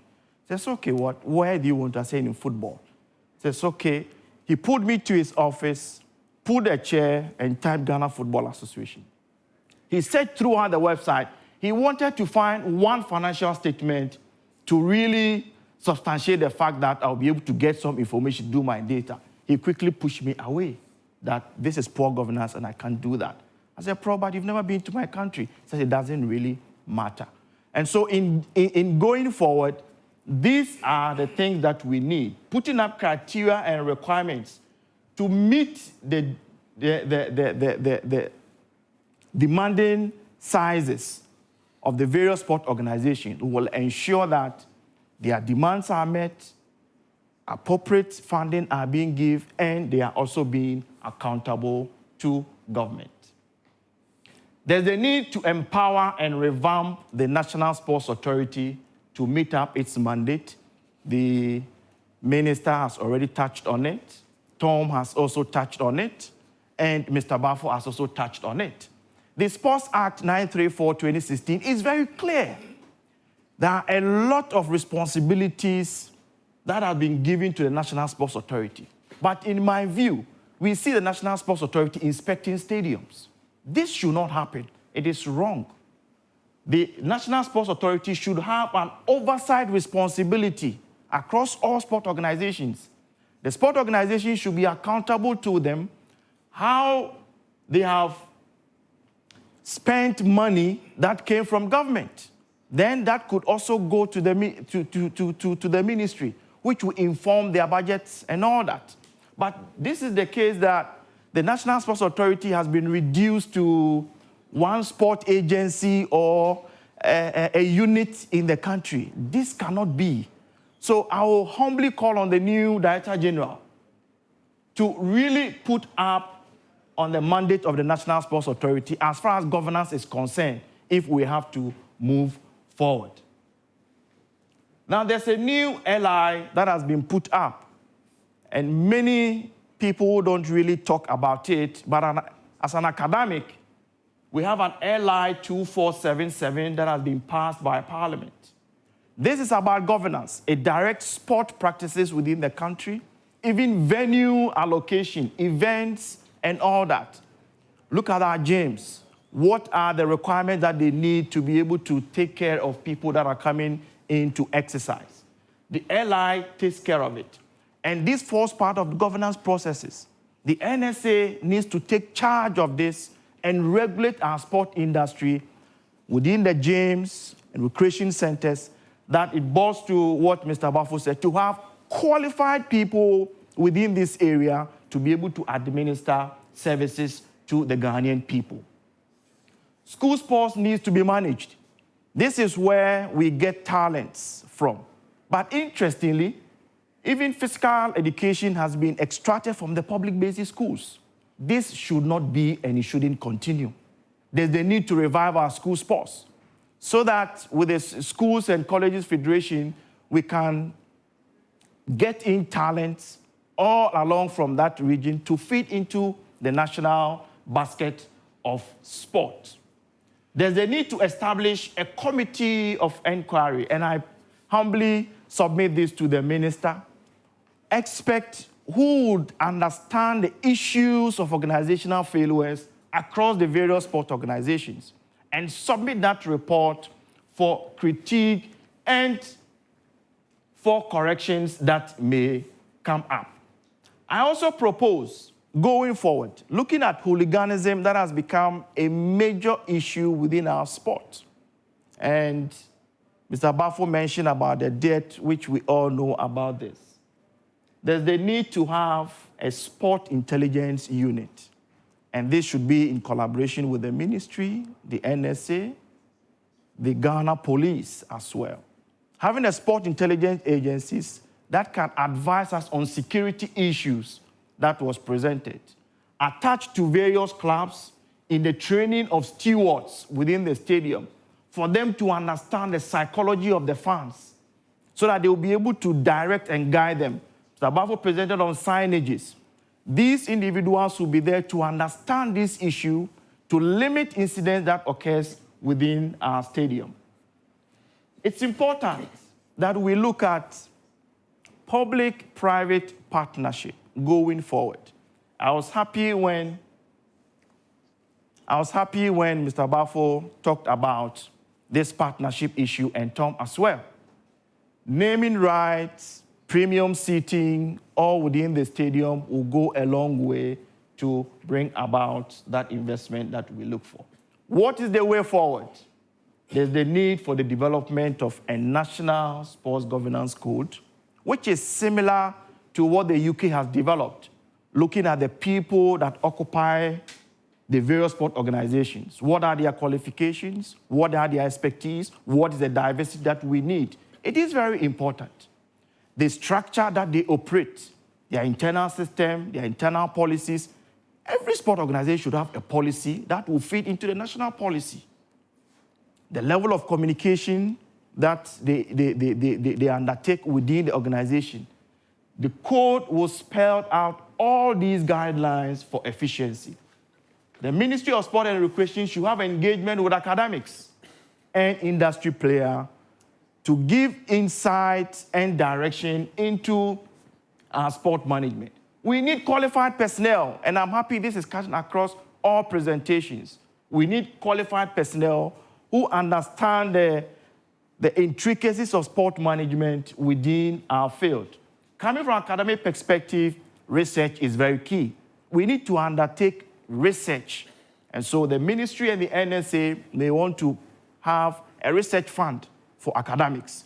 And coming from the School of Sports and Exercise Medicine, our doors are open to partner with the NSA and the ministry as far as collaborations are concerned in ensuring that we put up our national sport policy and governance in a whole. Thank you very much. Amazing, amazing. Very, very insightful, very insightful. And really appreciate the thoughts you shared as far as the way forward is concerned, collaboration, research, and ensuring that the skilled personnel are put at the helms of affairs. And also, it's important in terms of the whole idea of revitalizing the National Sports Authority to go beyond just inspecting stadiums, like you mentioned. Really important. Dr. Frank Apiakusi, thank you very much. You can take your seat. Really appreciate your time. Let's put our hands together for him again. And coming up also very shortly, Mark Wafa-Jenu is in the studio, and he's going to join me he's going to join me. Let's receive Mark Wafa-Jenu. He's going to join me very shortly. He's going to take let's say a very different aspect of the conversation. It has to do with recreation, which has now been added to the sports ministry, Ministry of Sports and Recreation. And he's going to join me here, and hopefully in the next 6 minutes, we'll try and explore this area of recreation and how best we can tap into it. We'll see how best we can tap into it. Marco, please come here. Come and join me here. Thank you very much. Thank you very much. You can just stand here for me. Okay, maybe just take this side. All right, thank you very much. So if you can just move here so we can get you in the shot. So, I mean, very important aspect of the sports ministry now is recreation. Really, really key. And I'm sure the sports minister is doing his own, brainstorming to see how best we can leverage, recreation in the country to make it lucrative, to make it, sustainable even going forward. And hopefully successive government can maintain it. From where you stand, what is there? What is there for Ghana to tap into as far as recreation is concerned? I get to talk about the fun bits. I mean, that's the most exciting aspect of our lives. You think back to your childhood. What really fascinated you? What did you find very interesting? What do you remember? Typically, it's about fun. It's about the recreation, the times you had. And when Vernon was talking about Rwanda, one of the things that came to mind was a visit there some time back. And together with a group of people, we decided that we were going to take a walk. There was a walkway with properly laid out. I mean, you can look at possibly the brief path. But we got to the park around 1 a.m. It was safe, so 24-hour economy. It was very safe to walk at 1 a.m. We did a 12-kilometer walk. We were 6 in number. I mean, what it did for our mood and our spirits then was unbelievable because we were walking in Africa and it was an international group. And so we got to talk about the fact that this can happen in our space. And that is what we need to take on a small scale and max up quickly in our country. Because we need to bring the fun bit into everything we do. And you see, it's so very much interconnected with a lot of the key developmental pieces of sports in this country. See, if you take an essential piece such as talent development, what's a better pipeline to get talent than to allow the kids to play? I mean, when I was younger and growing in this same hood, across the street down there were about 12 football fields, right? Anytime you get there, you see kids playing. On the other side of the road, that was when Young Olympics and Farcus and the coast teams were playing. You just go there to play for fun.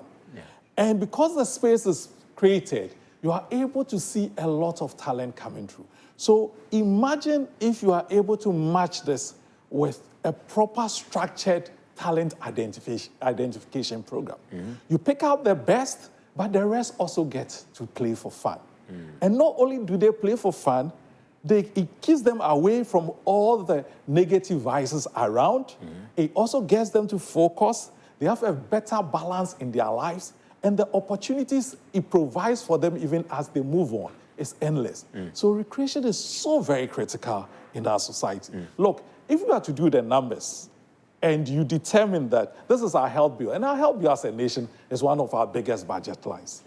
I mean, to what extent are we able to reduce a number of disease lines because we have adequate recreation in our communities? And what does it mean for us, our spirit of oneness?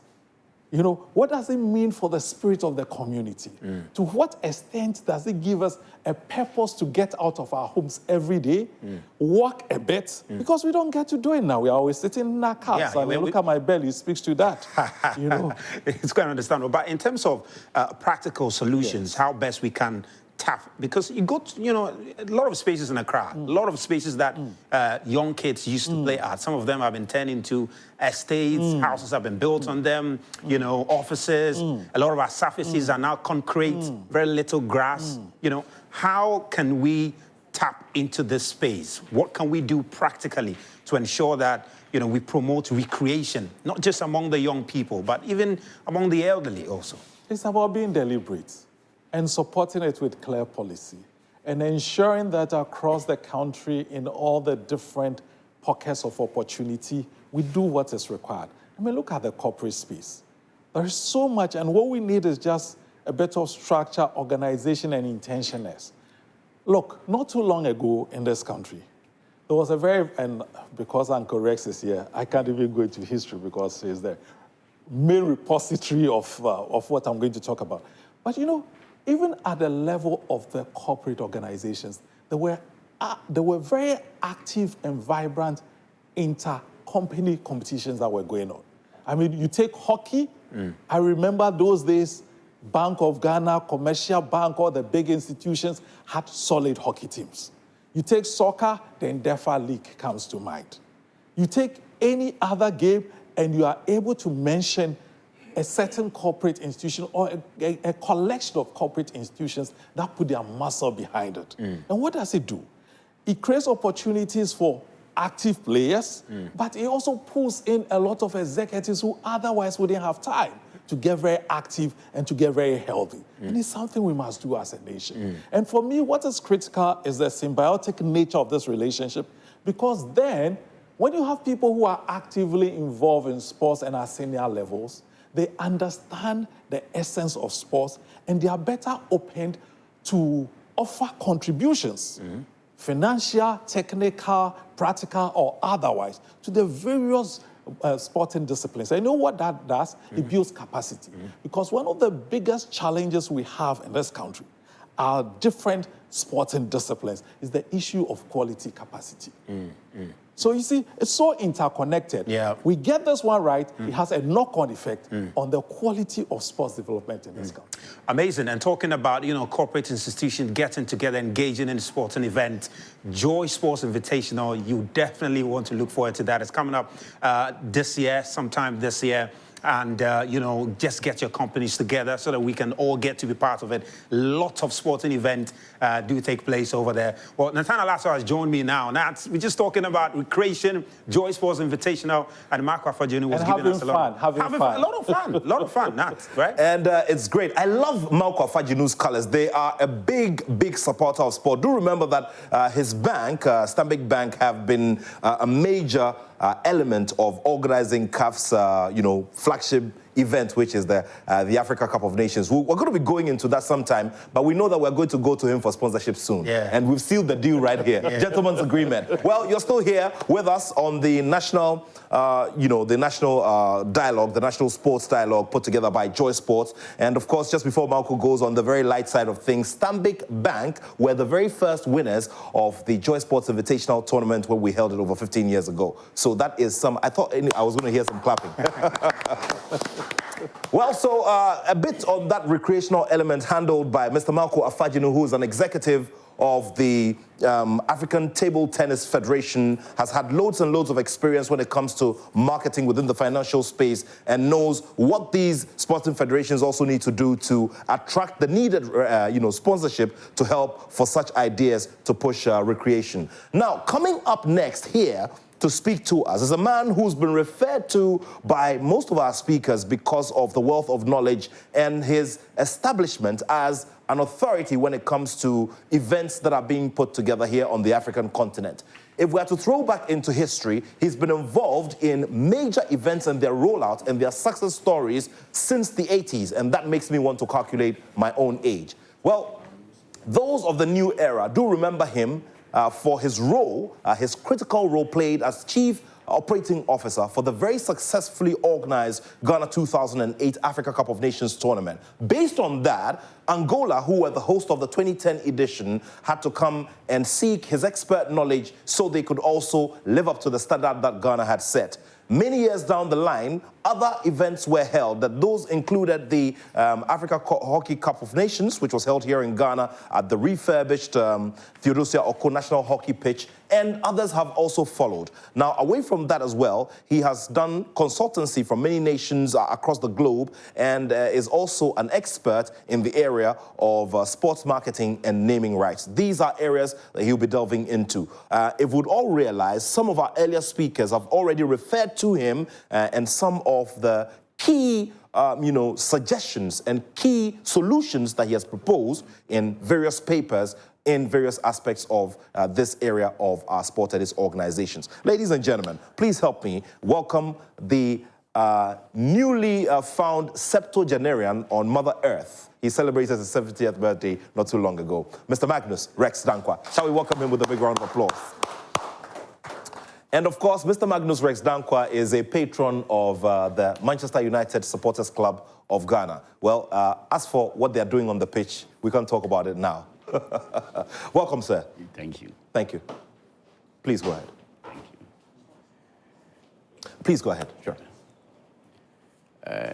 I want to believe that I've been ambushed by the previous speakers, and especially the Honorable Minister of Sports and Recreation.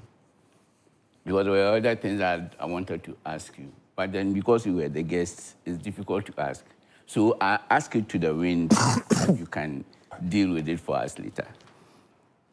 There are so many issues that we face in the sports industry, and we need to find how best to address them. The major issue is about images and programs. They will have to be registered in this country to the extent that people cannot ambush anybody. And if you want to grow the industry very well, then one of the main issues you have to handle within the next month or something is the issue of ambush marketing. And then goes to registration of images, names, and all of them. So it's important for us to look at that. The issue of stadia, I can go back to when the two main stadia we had was Kumasi and Accra. When the Blasters could camp at the Accra Sports Stadium,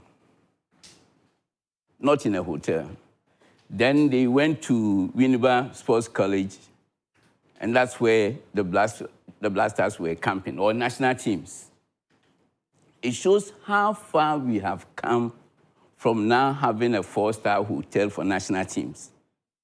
But then we need to work on how to structure all these, because we think that is the golden age for us to see sports as a business, and then you want to bring in a lot more people to participate. Then we can create the income that the sportsmen can have quite reasonable fare of monies to deal with. The stadium management issue has been an age-old matter. Whether sports authorities should handle it, whether you would want to have private management, or to what extent can we keep them? Because the one thing that is on the blind side of everybody, if you go back to the cost of the stadia during CAN 208 to now, the depreciation is almost 0%. That is, it has no value. That's how serious the matter is. If you go to Kumasi, it's about the same thing. And yet we spend millions to rehabilitate it for us to host 208 or even other national events. So the issue of stadia and its management to maintain the value of it, because it's real estate, not so much the stadium, but it's real estate. And as you just leave it there, I remember that the corporate boxes went for $150,000 for just Can 208. $150,000. We were serving from hotels, 4-star hotel, for the guests who were in the corporate boxes. And now you see a staff taking a whole corporate box that has that value. It means that the person does not appreciate where the person is sitting, because it's not adding anything to the value, and we need to address that. One thing that I thought you've been ambushed for was the fact that you haven't come out officially to let us appreciate sports and recreation. What we are all doing is doing semantics and dictionary definitions. Sports and recreation means that recreation is this and that and that. It will do us all good within the next possible month, or for you to come out with a clear vision that you want the ministry to have within the new naming, so that it makes it possible for the federations and associations to fall in line. Personally, no association should be national unless you can operate from a certain number of regions. Most times, people are just in Accra and it's a national association. No. If you want to be a national association, you should have done the work for a certain number of regions. You can put a cap on it, not 50 way, maybe 45 or 40, so that makes it easy for people to work to be a national federation or association. And that we want to believe that within the next available time that you work on all these semantics, we can have you. Another major thing, sports, school sports, years ago were under just one unit. That was Sam Nelson and Katesiza. Those who are old enough will remember that is where we had the problem of where schools and colleges sports should be like, and it's gone on for that, how many years? Till now, we are still not clear as to schools and colleges sports where it should stay. I know you intend to have a committee on it, but then GES will always want to draw it more towards education than sports. The earlier that we have the issue settled, it should be clear for the kind of talent that we want to have for the youth going forward. And my final point, because everybody has said everything that I was going to say. The engagement of the ministry with the press should be defined by you more than the kind of issues that they will bring in trying to ambush you. If we have the policy direction clearly spelled out that that is where you want to go, especially with this recreation, especially where the recreation is a major industry that you need to nurture, because there's a lot of money there. Water, kits for everybody, that every weekend, every quarter, every half year. So if you would come out as fast as possible for us to have the direction that you want this new ministry to take, then it makes it easy for the academics also to follow, and for all of us to have a nice industry that will make a lot of money from everybody. Then, images. It's not your field, though, because the legal people are there, Attorney General's office. We need almost every club, every group to register their images. It's very important for the industry, because without the registered images, that's where you have ambush marketing. That is why, if you recall, 208, we registered a lot of permutations. Can 208, ACN 208, 208 ACN. I wanted to make sure that wherever anybody will pass, we could arrest the person. So if you want the industry, the sports industry to thrive, then between your ministry and Attorney General's department, we should have the sports line of registration of images. We need that for the industry. So on that point, I'll be like the pastor who ends everything. Thank you very much. Thank you. Thank you. Thank you. Thank you very much, sir. We're very grateful to you. And of course, it's not by accident that every speaker, one way or the other, has referred to Mr. Magnus Rex Dankwa, for his expert status and his institutional memory, which sure is one that the new generation of persons within sport would have to aspire to. Sir, we're very grateful to you once again for your time. So more to come. We'll be having a conversation with some of our esteemed guests who have joined us today and will be part of our Q&A session and our moderator conversation. That will be the final part of this National Sports Dialogue here in the Joy Prime studio. And of course, we've been joined by a fine gentleman who now has a new designation which has been confirmed by his immediate boss, who's also here with us and is our special guest of honor. So we are right in saying that we are privileged to have the presence of the newly appointed CEO or the newly appointed Director General of the National Sports Authority joining us for this dialogue. So everybody who matters is here in our studios at Joy Prime here in Accra, Ghana. Shall we put our hands together as we acknowledge Mr. Yao Ampofo-Ankra? And of course, Musbar Razak will be picking some thoughts from him as well, including some of our association heads and institutional heads who are here to join in this conversation. All of these coming up after this round of messages. Please continue to stay with us as we bring you these very big thoughts here at the JoySports National Sports Dialogue.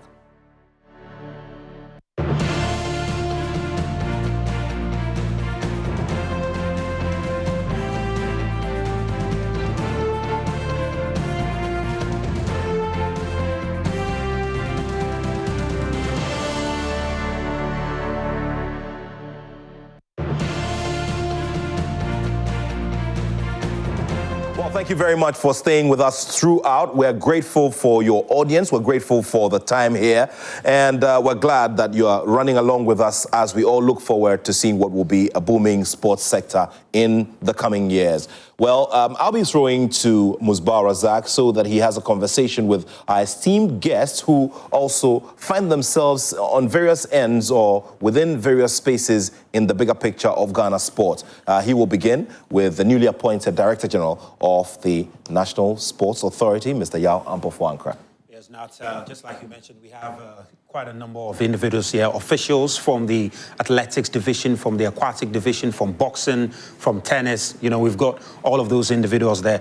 So if you can just hold this and let's just get your quick thoughts on what you believe should be the way forward for our sports. You've heard a lot since you joined, and I'm sure you're following online too. Your quick thoughts on all that you've heard so far.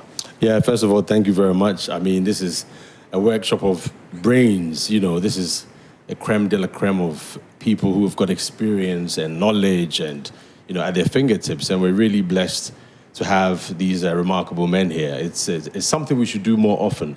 And I applaud you for doing that. And also thank you to my boss, who's been very supportive and instrumental in the role that I'm going to be playing now, which I'm very grateful for. It's a big challenge for me. I've been to see a few people for advice, including Mr. Anthony Bafo, who's a great friend and a mentor. And I think this discussion, this dialogue, is timely.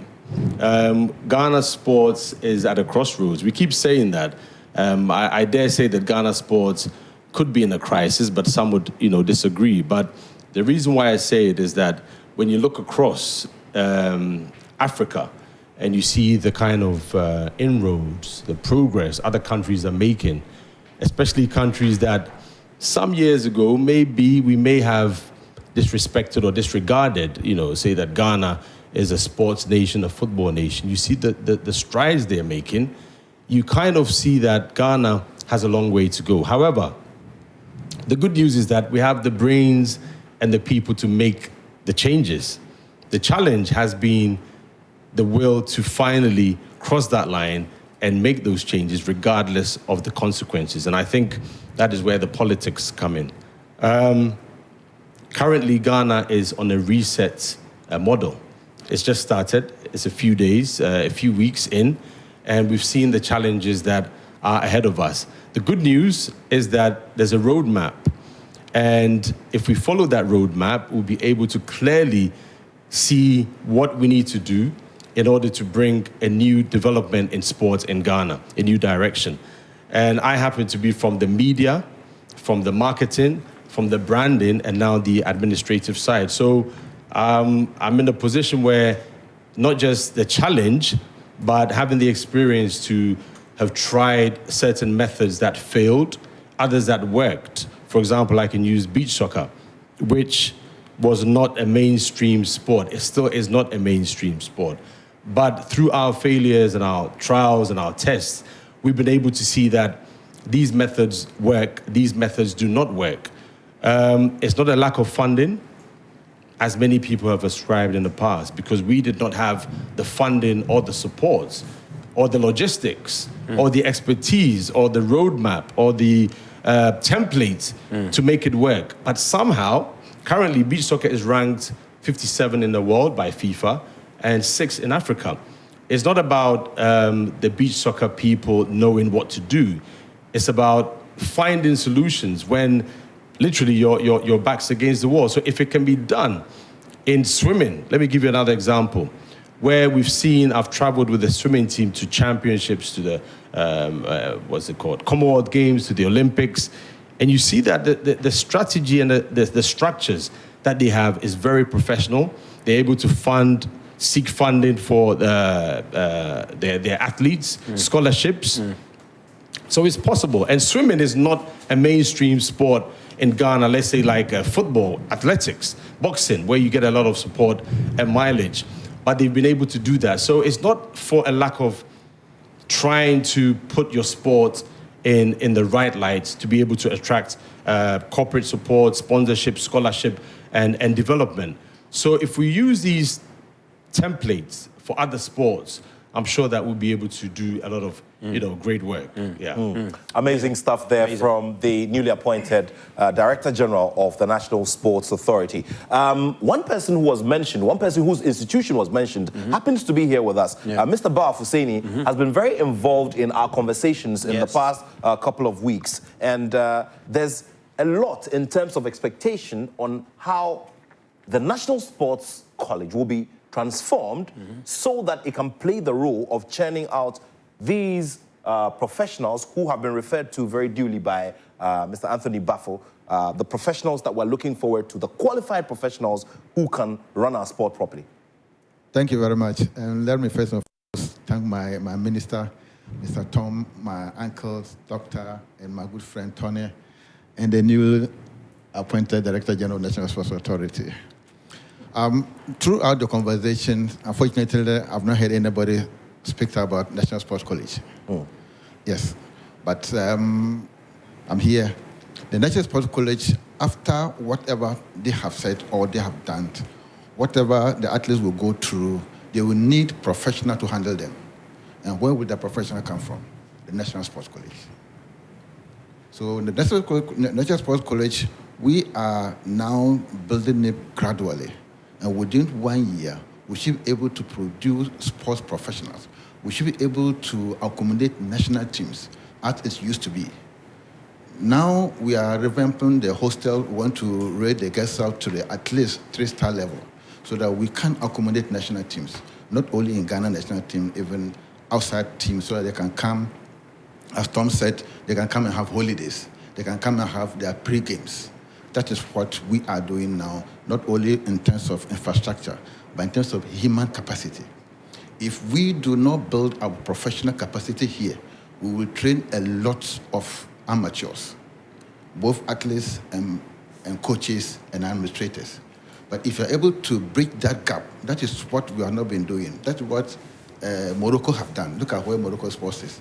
They have a very solid professional sports center, where almost all their national teams goes to camp. They have gyms, they have hospitals, they have 5-star hotels, they have facilities, everything is there. So that's where they come, all their national teams. I think Ghana, we can do that. Maybe we will not do it as large as that of Morocco or South Africa, but we can do similar things in Ghana. And that is where the sports college is poised, a strategic place to have that. Now, I've not heard anybody talk about sports psychology too. We are having our first sports psychology course at Accra Sports Stadium from 24th to 27th of this month. Thank God, Honorable Minister is coming to open that. We have to, these are some of those small things that we don't do. That some of our national teams, when they go to play national tournament, they lack some of those things. So the sports college is there to plug in those gaps, those loopholes, so that when we are having our national team, when our juniors, our amateurs are developing to the senior level or to the professional level, they shouldn't be lacking psychologists around them. They shouldn't be lacking physics. They shouldn't be lacking professionals to handle them. All these things can be done within the sports college, and that is what we are poised to do. Thank you very much. I personally visited Musbao. I personally visited the sports college. We had an extensive conversation, and the optics are looking good. We have the minister here. We have Mr. Yampofanka, and we know that soon we're going to draw some budget one way or the other, so we can start tackling the budget is very, very important. The process is there. Yeah, very important.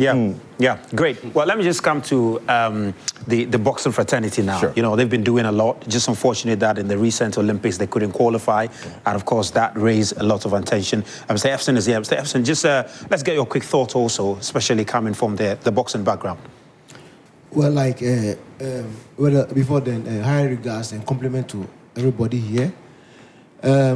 Boxing, as we all know, remain and perhaps have the prospect of being Ghana's most successful sports at whatever level, be it amateur or professional, you know, at international and major. Before you go on, I'm sorry to say this, but before you go on, I think we should correct this. Boxing is Ghana's most successful sport. Yes, it is Ghana's most successful sport at the Olympic level and at the amateur and the professional level. At the Olympic level, how many medals do we have? And then at the professional level, we have 10 world titles. So boxing is Ghana's most successful sport. Please carry on. So that's it. So there's no argument for that. At the Olympics, out of the 5 medals that Ghana has won, boxing has won 4. And perhaps boxing set a pace for Africa's medal haul. That's 1960.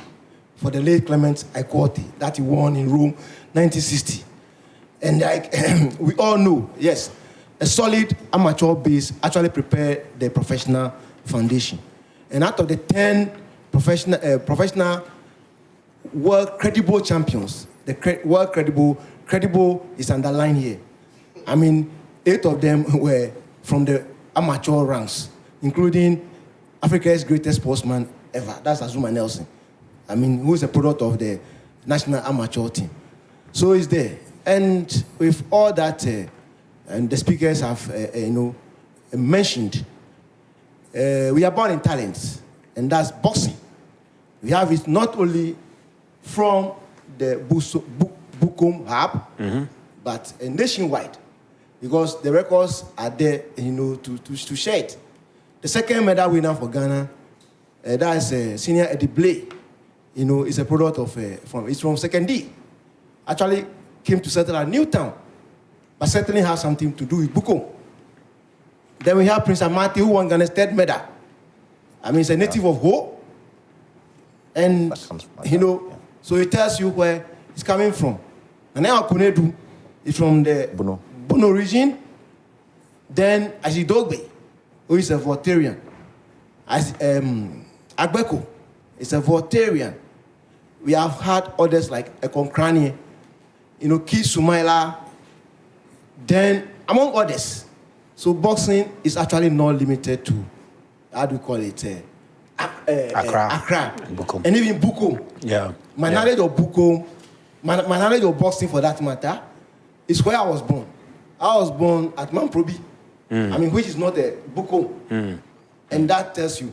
Now, the talent that we have, and why, we don't get the kind of result we used to experience in the past, like in the 60s, where we won the medals successfully. Within 12 years, we won 3 medals, and all through boxing. It was just because of government commitment, organization, preparation before major competitions. The 1960 medal that we actually won like this. We all won like this. It was a deliberate effort of the late and then President Dr. Kwame Nkrumah, who brought in Jack Roy, a British Olympics coach, and they had a tour. As compared to what we have in recent times. So preparation was training has become the major issue very now. Key. And interestingly, the minister mentioned, and actually it's a fact, that we failed to qualify for the Olympics after 20 years. And most Ghanaians are concerned, and some people even try to blame the federation that having given 3 opportunities, traveling all over the world. But what they fail to mention is about, failure to help the team to prepare. Boxing, look at it. It's a sport that you need to be well conditioned. Your nutrition need to be, fattened. Psychology. But if you allow boxers to have no residential camping before going to competitions, as compared to what happens, and in my conclusion, let's look at it. The world of boxing now is shifting to the Asians. The recent Olympics, if we can look at the records, it's China and Azerbaijan. Cuba, of all nations, just won bronze. America, of all nations, had a bronze. But China had about 6 gold medals. Azerbaijan. And so it clearly means that there's something they are doing that we need to start looking at. Let's do a bit of the aquatics now. Madam Farida, just have the mic. Let's get your from your sector. What do you think? The minister is here. You've got the attention of the minister. You've got the attention of the National Sports Authority director here. I think if I want to start and say, because issues about swimming is dear to my heart. If I want to start talking, I don't think we'll end it now. Give us a bit of it. Give us a bit. Because it seems swimming has been left solely to the federation. We hardly get any funding from the Ministry of Youth and Sports. Which is now Sports Ministry of Sports and Recreation. Thank you. But within our small quarters, we are able to raise funds through our network. And then with the help of the International Federation, we get scholarship, especially when we got the hosting right for the African Games. I'm sure a lot of Ghanaians would think that, Abeku, how did he get the medal? It was a deliberate preparation. I remember in 2020, when we were about to host the first African Junior and Senior Swimming Championship. Uncle Rex helped us a lot, with regards to marketing and the rest. That was when we started. That was a year before, in 2019, we got a scholarship for Abeku to go to Russia in Kazan. And after 1 year, Ghana got the first ever medal in swimming at the continental level. Abeku got 2 medals, even though he was injured. He had a shoulder problem. And he went back again. And in 2022, we went to the Commonwealth Games. The first, typically black person to go to the semifinals at the Commonwealth Games. In 2022, he got the first ever gold medal at the African Swimming Championship with all the South Africans there. It wasn't something that just happened. And we saw what happened at the African Games. He got another medal. He got 2 medals, So I think that I have a problem with the National Sports Authority. What is my problem? When you send a request for support for competitions, because from our side in swimming, we don't just go to any competitions. We look at important competitions, and then we send requests to the ministries.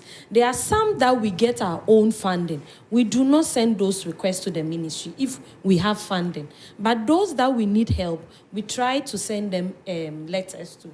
Unfortunately, ministry will send our request to NSA. We need your technical advice.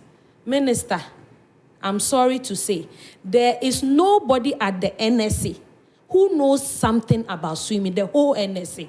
There is no competent person in there who knows something about swimming. So when you refer, or the ministry refers our letter there, certainly you won't get the right picture there. And so at all times, for example, we hosted the whole Zone 2, that's West and Central Africa, last year at the Botema Sports Stadium. We didn't get a dime from the ministry, but we hosted 18 countries. And we tried to also introduce them to our tourist site. From there, we went to the Kwame Nkrumah Mausoleum. You know, they were so excited. So if you add all these things into it, when we get the hosting right, and one key thing about hosting its competition is that, I think apart from football, I'm sure my colleagues will attest to it, our delegates from other countries need to pay that $200 visa on arrival fees. And it reduces the number of countries coming or delegates coming. Because for a contingent from South Africa, that often bring a minimum of 40 people. 200 times the 40 is no joke. So for us to be able to do what we are doing, I think that the ministry would have to work with the foreign ministry to see if we can get some visa fees exemptions so that in as much as we bid for competition, we can get more people also coming in to help us. And finally, Minister, Botema Aquatic Center. Botema Aquatic Center. If we don't take care, I'm sure that all of us will be disappointed. It is less than a year. But the issue is that we train certain people from the NSA. They cannot manage the swimming pool. They cannot. Because this is a modern swimming pool. And if Botema is far, this is a fabricated swimming pool. We can just lift it up and turn it to the Azuma Nelson Sports Complex. Because we made a recommendation to be given to a particular contractor who works with the International Federation. But we need the place to be maintained, because the place, if we do not take care, it will be in bad shape. But we need support for the GSA with our qualified people to manage the facility. And also, if we are going to pick up the facility, the charges the ministry takes from us, we'll rather, especially for junior championship, we'll rather go to University of Ghana swimming pool if the charges are high.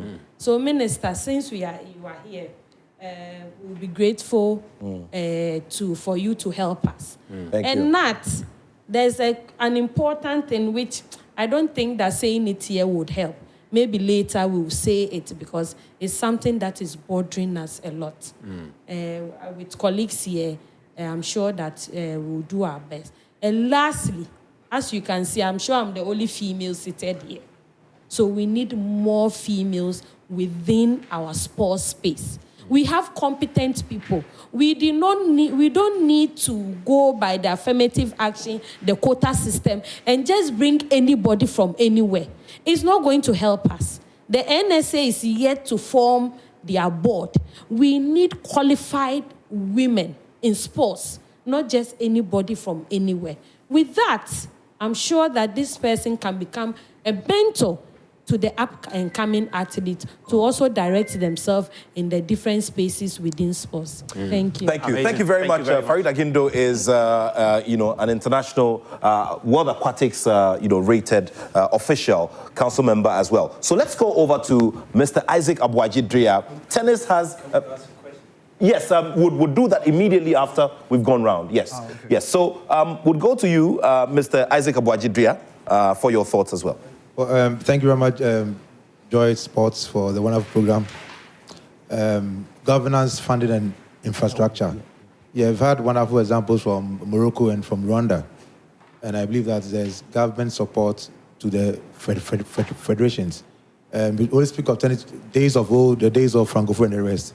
We had government support where Professor Boucher, the finance minister, was able to send a national team to US to train and camp. And that is missing these days. But what I want to say for tennis and other federations is that, thanks, Doctor, governance is key. Most of the federations lack the capacity to put proposals together and look for funding. Government cannot do it alone. In terms of structure, just last week, federation elections, national security had to come in. It was dissolved. So the governance structure, how many of us even have audited accounts? We seek for funding from our international federations, from Ghana Olympic Committee, from NSA, from Youth and Sports. What do you have to show? And categorization is also key. If you're able to categorize and look out for our financial statements and our performance, then you can know which ones to support. Because it's difficult to support, as Farida said, funding from governments is negligible. We are World Cups, then Davis Cup, and Billie Jean King Cup. You present to them, you don't get any support. So we need to really look at it, building capacity for us to be able to look for funding. The government cannot do it alone. We have partnered past players and helped us to bring international competitions in here. When it comes to national teams, we expect government to come on board, support us. So governance is key, and NSA and Ministry of Sports and Recreation and Ghana Olympic Committee, who are funding federation, should seek for transparency. Help us build capacity and request for our financial statements to know where to put your funding. Audited accounts. Thank you. Thank you. Thank you very much. And that will take us into our Q&A session. And Sijufa Achirim is here. He's a regular analyst on our platforms, and he's got questions. He normally likes to ask a lot of questions. Musbah, take it over. Yeah. He's got quite some questions, Well, let me start on the existing protocols to say good evening to everybody, and then thank you, JoySports, for putting this together. Well, my first question would be to the Sector Minister of Sports and Recreation. We understand that there's a sports policy that is coming. And I just want to know, to what extent are we consulting GES and the Ministry of Education, Ministry of Health? What is the broader conversation about as far as the sports policy is concerned? The reason I ask this is, normally when we draft these big policies, when it comes to implementation, it becomes a problem because they are too broad and several sectors might not have been contacted to make their inputs. Again, the way we treat sports in Ghana is to all put together into one pot. Team sports is very different from individual sports. Mohamed Kudus turning into a professional footballer is very different from Azamati turning into a pro athlete. His needs will be very different from what a footballer's needs would be. So I just want to know to what extent these consultations have gone through all other sectors. Very well. Thank you very much. Thank you very much. Yeah, we've got another question. One more question from the floor. Yeah. Thank you very much. In terms of fundraising as well, I've been wondering, we keep talking about funding in one particular perspective, government. What are the key, let's say, initiatives that the sector minister or those here could propose for us to adopt? Because we know that there was a betting tax. It's gone away now. But then what happens in terms of infrastructure funding? Because you can't expect the government to raise funding for roads, other amenities, and still come for infrastructure. So we need to know what kind of mechanisms we can think of in terms of fundraising for infrastructure. And in terms of governance as well, what are we looking at in terms of autonomy of all federations? I think that is one thing that's missing for governance in Ghana in particular, because we have so many federations all trying to get a bit of funding from the government. In terms of autonomy, what can we do in terms of the national sports policy? what can we do to incorporate autonomy so that, well, everyone can market themselves or their own industries and then possibly grow the industry as well. Thank you very much. So would go to the Minister for his brief remarks on that, and then would come to the legend Anthony Baffo for the final question. Then we can wrap up, as time is not becoming our best friend, especially when we're getting into a warmer leg of the conversation. Honourable Minister. Yeah, well, a few questions that has been asked from the very last one talking about autonomy. I think autonomy is already there. What is lacking is the governance structure. The governance system is so poor for a lot of the federations. Some of them you find the husband is the president, the wife is the treasurer, one of the sons is this, so it's a family team. Some of them you find them, they are going for competition and they think that, oh, it's opportunity to reward somebody or to travel. Like he should go and then get some per diem. So they are not really going to go and participate, compete, and win. So these are some of the challenges that we face. And a lot of training, a lot of reorganization would happen. And I think that is, our work is cut out. The new Director General, his work is cut out. There's a need for recategorization so that the various associations will know and understand, and certain things must be made to happen.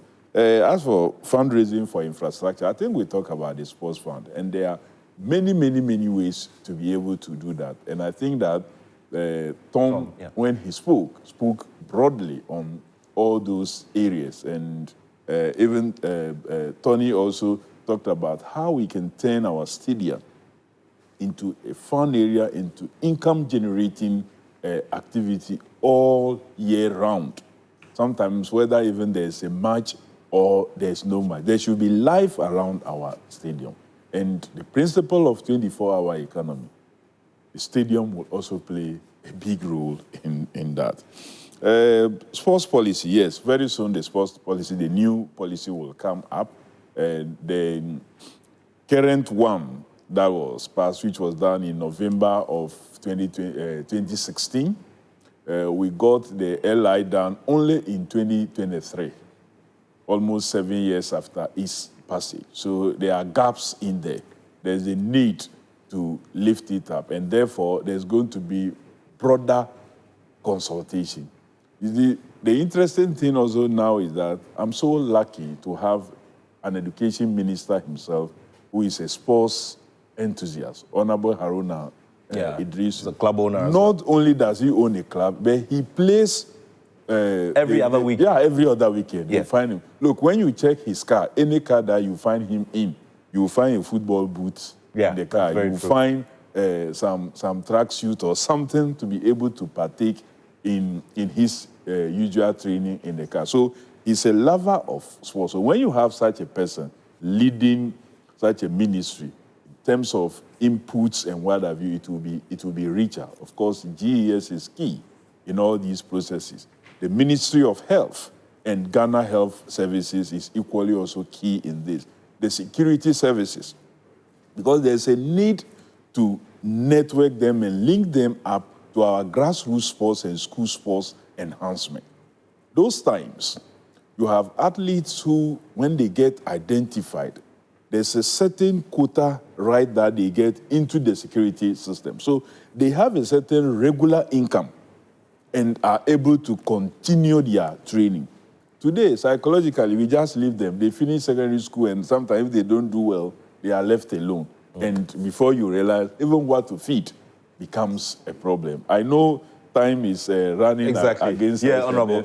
So we'll come back to you shortly to wrap all of this up for us. But briefly, we'll go to the legendary Tony Baffo for his question, and then we can go back to the Minister for his final comments. Yeah, what I wanted to know from the respective federations, association, do they work with the long-term strategic plan? This is something I think which is very, very important. How do you measure impact? Do you have KPIs? Do you have vision and mission? And for me, there's one word, an objective, one word which is very important, to have a sustainable impact. I am a consultant for FIFA, and we do a lot with talent identification. This is Arsene Wenger's project, but the federations will not get funding if they don't have a long-term strategic plan, an action plan, etc. And I think this is very important. But you are doing something right, definitely, because it is mandatory by our international federation to get a minimum 5-year strategic plan. Exactly, this is what I'm talking about. And I think, Honorable, this is very, very important also in future, that federations just don't come for funding just like that. Exactly. We need to see a blueprint, we need to see a plan.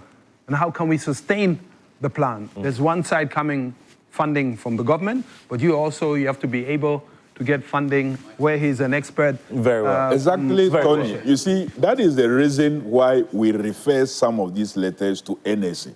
Very well. Because the expectation is that this year long-term development plan should be submitted to the National Sports Authority. So when a letter comes, it gets referred to the NSA for them to look whether these requests you are making, is it part of your development agenda? And just to say that I thank all of us. I think we have shared really, really wonderful ideas that will go a long way to help the sports and recreation ministry especially, and the growth of our sports. We need to create more of these platforms, because as we talk, as we converse, as we put the ideas together, people will be listening to us out there, and they would also want to what?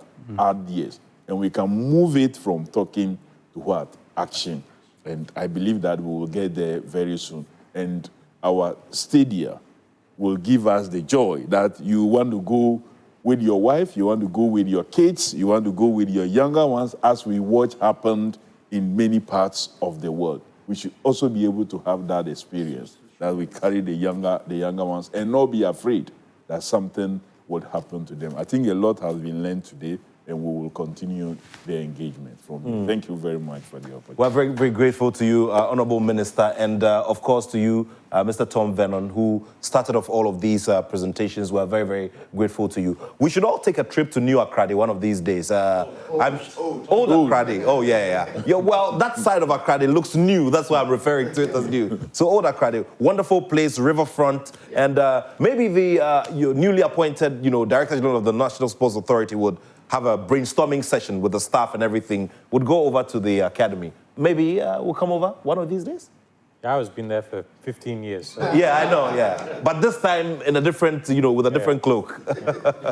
Well, thank you very much, Tom. And that will bring us to a wrap-up of what has been a wonderful set of conversations here from the Joy Prime studios and live on Joy Prime, Joy News, Joy 99.7 FM, on YouTube, and also on our Facebook walls. We're very grateful to all of our speakers.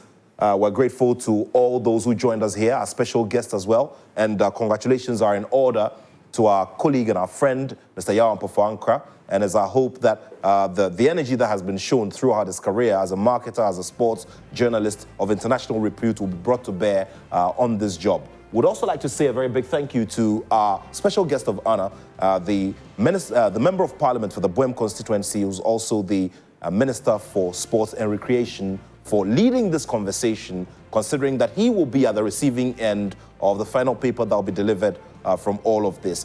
We're very grateful to all of you. Thank you all so much for joining us from different parts of the world. And this has to be done on a regular basis, as has been prescribed by the Honorable Minister. Thank you all so much, and have a wonderful evening from all of us here. Thank you. Thank you so much.